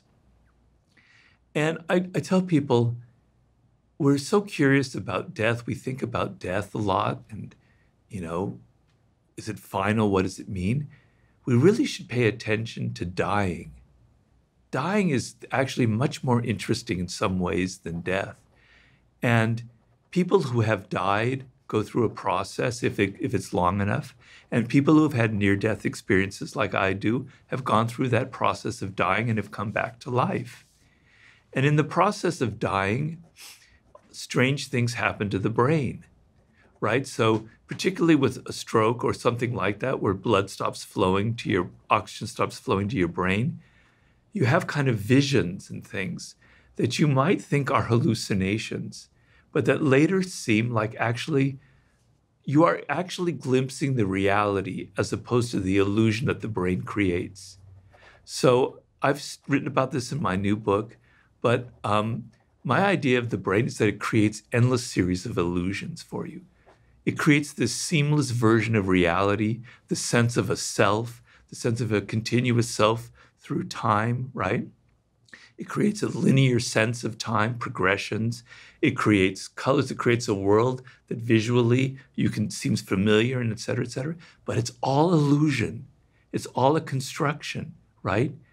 Images come into your brain and they're not organized in any way, and the brain organizes in a way that you can understand it. Well, when you're dying, all of that scrambles up and you actually are seeing something else. So I saw, for instance, that I really don't have a self, that it doesn't really actually exist, and the image that came to my mind, because it was sitting in that gurney, was a weird feeling of like, I can almost not explain it, but it's as if you took an image of something real in the world and you completely scrambled it up and it was all wavy and you couldn't see what exactly it was. To me, that was the image I had of the self. There are like 50 different selves inside of you that are all competing. And you think there's just one and you think it's consistent, but there's not. It's an illusion. The self is literally an illusion that your brain constructs. When you're dying, you see these things. When you're dying, you see other things like that. You see that time is something very weird. So I had an experience of when I got out of the car and I got pulled in, I thought like 10 seconds had passed. My wife told me, no, that was like 10 minutes. I had no sense of time. Everything was scrambled. And so it was very, very eloquent. It taught me so much, things that I can barely even express now. I'm always now thinking of strange things that come to me because my brain was damaged. It made me realize that the brain creates everything. So I can't communicate with my hand, my fingers. I can't communicate, my brain can't communicate with my leg, right? So you think that walking and riding and handling things is just your body operating a certain way? It's your brain telling you how to move these different things. When that brain stops functioning, you realize how much your brain determines everything. It all starts there. And when there's damage to your brain, your whole thinking alters, etc. Not to mention how you look at life itself after something like that. So it was a terrible experience. It's ruined so many things that I loved in life, but it's given me an awful lot as well in return that I could go on for hours and talk about because it was the most powerful experience of my life. When you were going through your reemergence to consciousness in the hospital, did you feel as if you were observing these multiple versions of yourself? Maybe a different way to phrase it is, did you feel you were sort of behind the circuit board that is your brain, observing how you normally function and you could see multiple versions of self? Or was it something else where you sort of outside of your body and brain? I think it was more outside of my body and brain. I also had this other thing that happened where, sometimes you can't remember, your memory might be playing tricks on you. So I've also have to realize that maybe I'm not remembering exactly what happened or that I've since translated in a different way. So that's a caveat here, and I'm aware of it. But I had this vision that I was dead when I first became conscious, and that I was up in the sky and I was looking down, and my mother and my wife were talking, and it's like over my grave, I suppose. And I had this feeling, everything's okay. I'm gone, but life goes on. They're doing fine. It's okay, right? So I don't know about that sense of self, whether it was like I'm aware of it happening, but I have a feeling it was something from the outside. I don't really know the answer to that because it's very confused. The other feeling I had was life, when I was having the stroke, was life draining out of me and my bones getting softer and softer and softer.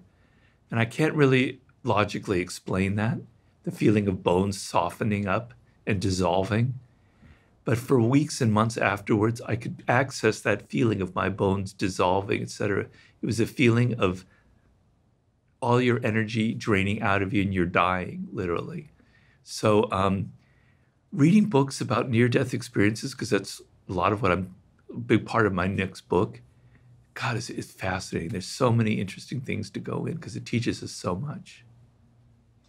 Well, I'm so glad, A, you survived your stroke, B, that your mental faculties... You're not more grateful than I am, I can tell you. I probably not, but still very grateful. So there, it just illustrates how grateful you must be. B, that you've maintained, if not grown, your mental faculties. I mean, you seem extremely sharp. I promise you, you're not missing a beat. One always wonders, right? Actually, one of the most common fears people have is that somehow they're losing their mind or their memory, and people aren't, and they aren't aware of it. You hear, I have family members who have asked that if they ever start to exhibit signs of severe dementia, that I, put an end to them, which I won't. That's not my place in this world. But I think it's a common fear among people. But you're still extremely sharp, and thank goodness for it. And you mentioned that while you've lost certain abilities, that new appreciation and new abilities have surfaced. Could you perhaps share what some of those are and what they mean to you? Because I think that when one hears about somebody having a stroke, we tend to focus on what's lacking, but clearly this has been a transformative experience also in positive ways. Well, I had to confront some of my own demons. I had to confront the sense that I expected things out of life, and here they're taken away, and I'm kind of ungrateful for being alive, and here I'm pissed off that it takes me 10 minutes to tie my shoes, and I can't really button my shirt. I had to learn what really matters and to have patience and stuff. The other thing was, I used to love hiking, and I was very physically active, and I'm sitting at my window in my office, and I see people running up and down, bicycling, walking their dogs. I go, God, I'm so envious. If I could walk a dog right now, I'd be the happiest person alive. But then I go through a thought process, which maybe isn't completely healthy, which is they're not aware of how wonderful it is just to walk a dog. But I'm aware of it. So when I go out in my backyard and I can't walk, and I'm seeing, like, I know this is going to sound really triacly and sentimental, but I see, butterflies or things in my garden, I'm like, whoa, that's incredible, Things like that I couldn't appreciate before because I'm sedentary and I can't move. I have to suddenly pay attention to what's around me, not take it for granted, and find and suck all of the pleasure out of it that I can. So now, when I sit at my desk to write my new book, it's 4 hours because that's all I can stand, maybe 3 sometimes. Those 4 hours are like such bliss for me. I truly appreciate it now because I know that my brain was almost gone, right? So it means so much for me. And to just be alive, is just a wondrous experience. I have a chapter in my new book called Awaken to the Strangeness of Being Alive. And it's about the fact that if you think about it and how unlikely it is that we humans evolved at all, even that we even exist, all the bottlenecks in evolution that we had to pass through, including the disappearance of the dinosaurs and the emergence of mammals. But there are 20 other huge bottlenecks throughout the history of evolution. We had to pass through all of those. We nearly went extinct 80,000 years ago from some virus that infected, there were only 8,000 people, humans on the planet. All these different things. And here we are with Zoom meetings, et cetera, et cetera. It's like the strangest story you can ever, it's beyond science fiction. But nobody thinks about it. Nobody sits down and goes, God, I'm alive. If you went back to the chain of people that had to connect and have children, leading up to your parents, the unlikeliness of you ever being born is astronomical. I mean, unless my science is all wrong, 70,000 generations of people meeting, et cetera, finally ending at your DNA. I mean, unless I'm missing something, it's pretty unlikely. But nobody thinks about it. Well, I certainly think about it now because I almost died. I had nothing else to think about. I have to entertain my brain the way Milton Erickson had to entertain himself by observing people. So it's taken a lot away from me. I can't swim. I'm riding my recumbent bike, which I love, and 80-year-old grandmothers are zipping by me. And God damn it, how awful. I'm so envious. My insecurities all well up. But then I realize, hey, I'm like on a boat. I'm sailing. It's wonderful. I'm outside. I have to go through these processes, but I think it's developed me in some way that's in the end very positive.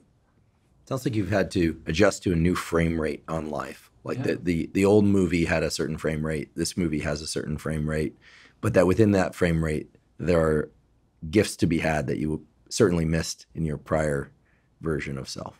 Is that about right? Yeah, but also I tell people this, I totally took my life for granted. I was swimming all this time. It was fantastic. I was bicycling. I was traveling. But I never sat back and thought, wow, this is wonderful, how grateful it is. It could be taken away from you.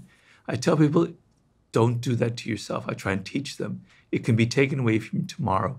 When you're out walking the dog, think of me.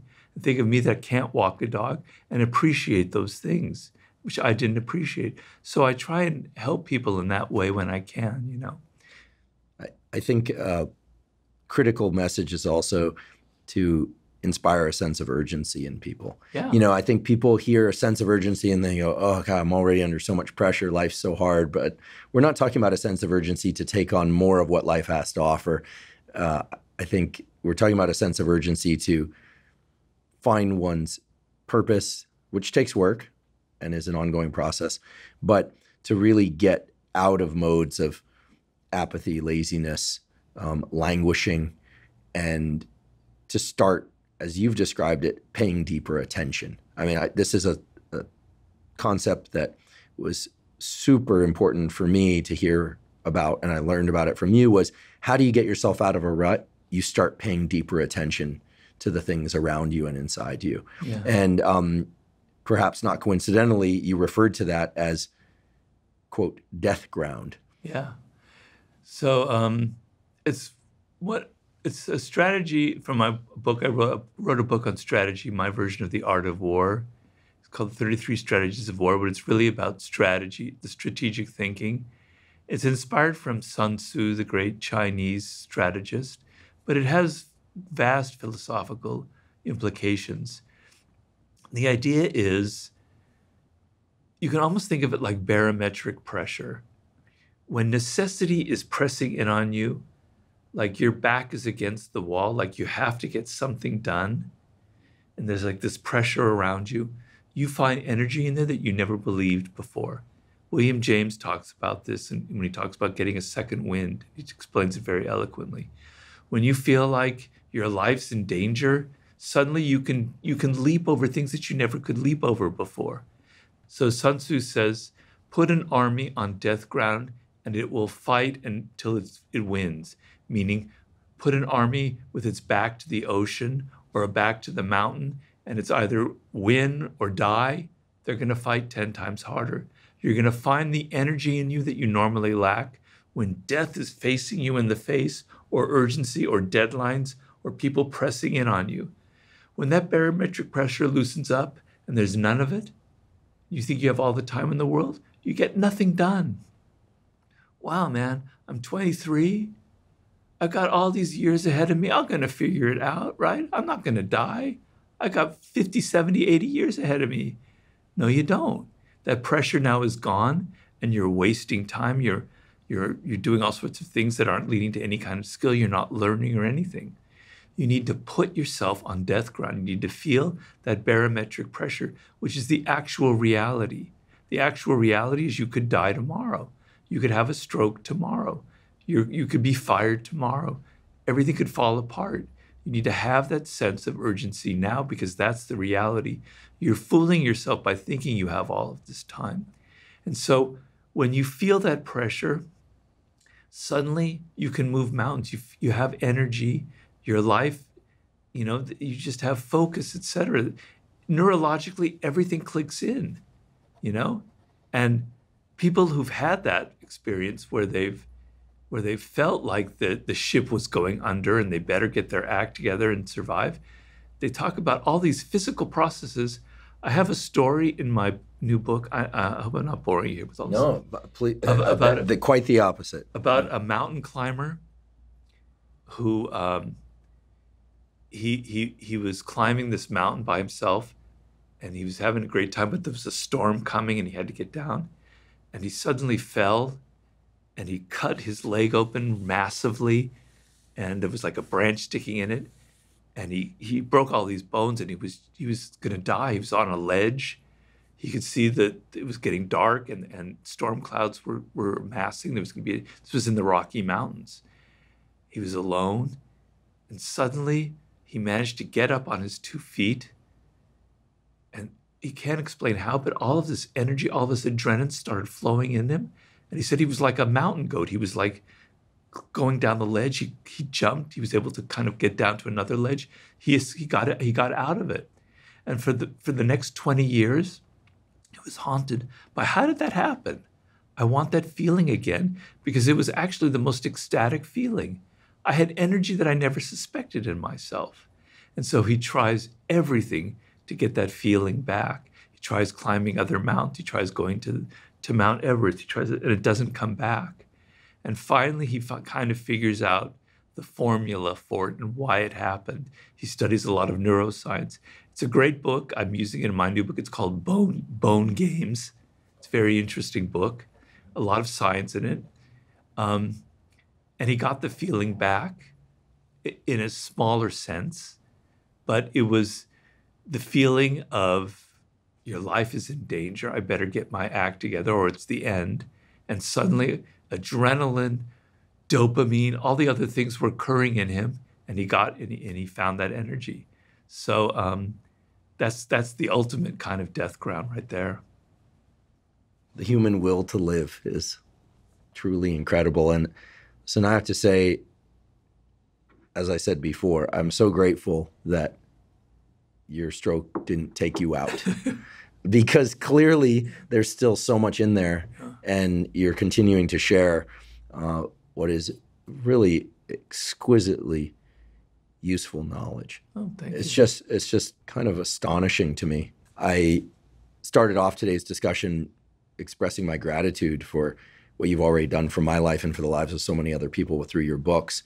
It's clear you've been on a foraging exploration, and that foraging for organizing and communicating information, mainly in the form of written books, but also online content. You have a terrific YouTube channel, which I've subscribed to and follow and listen to with rapt attention.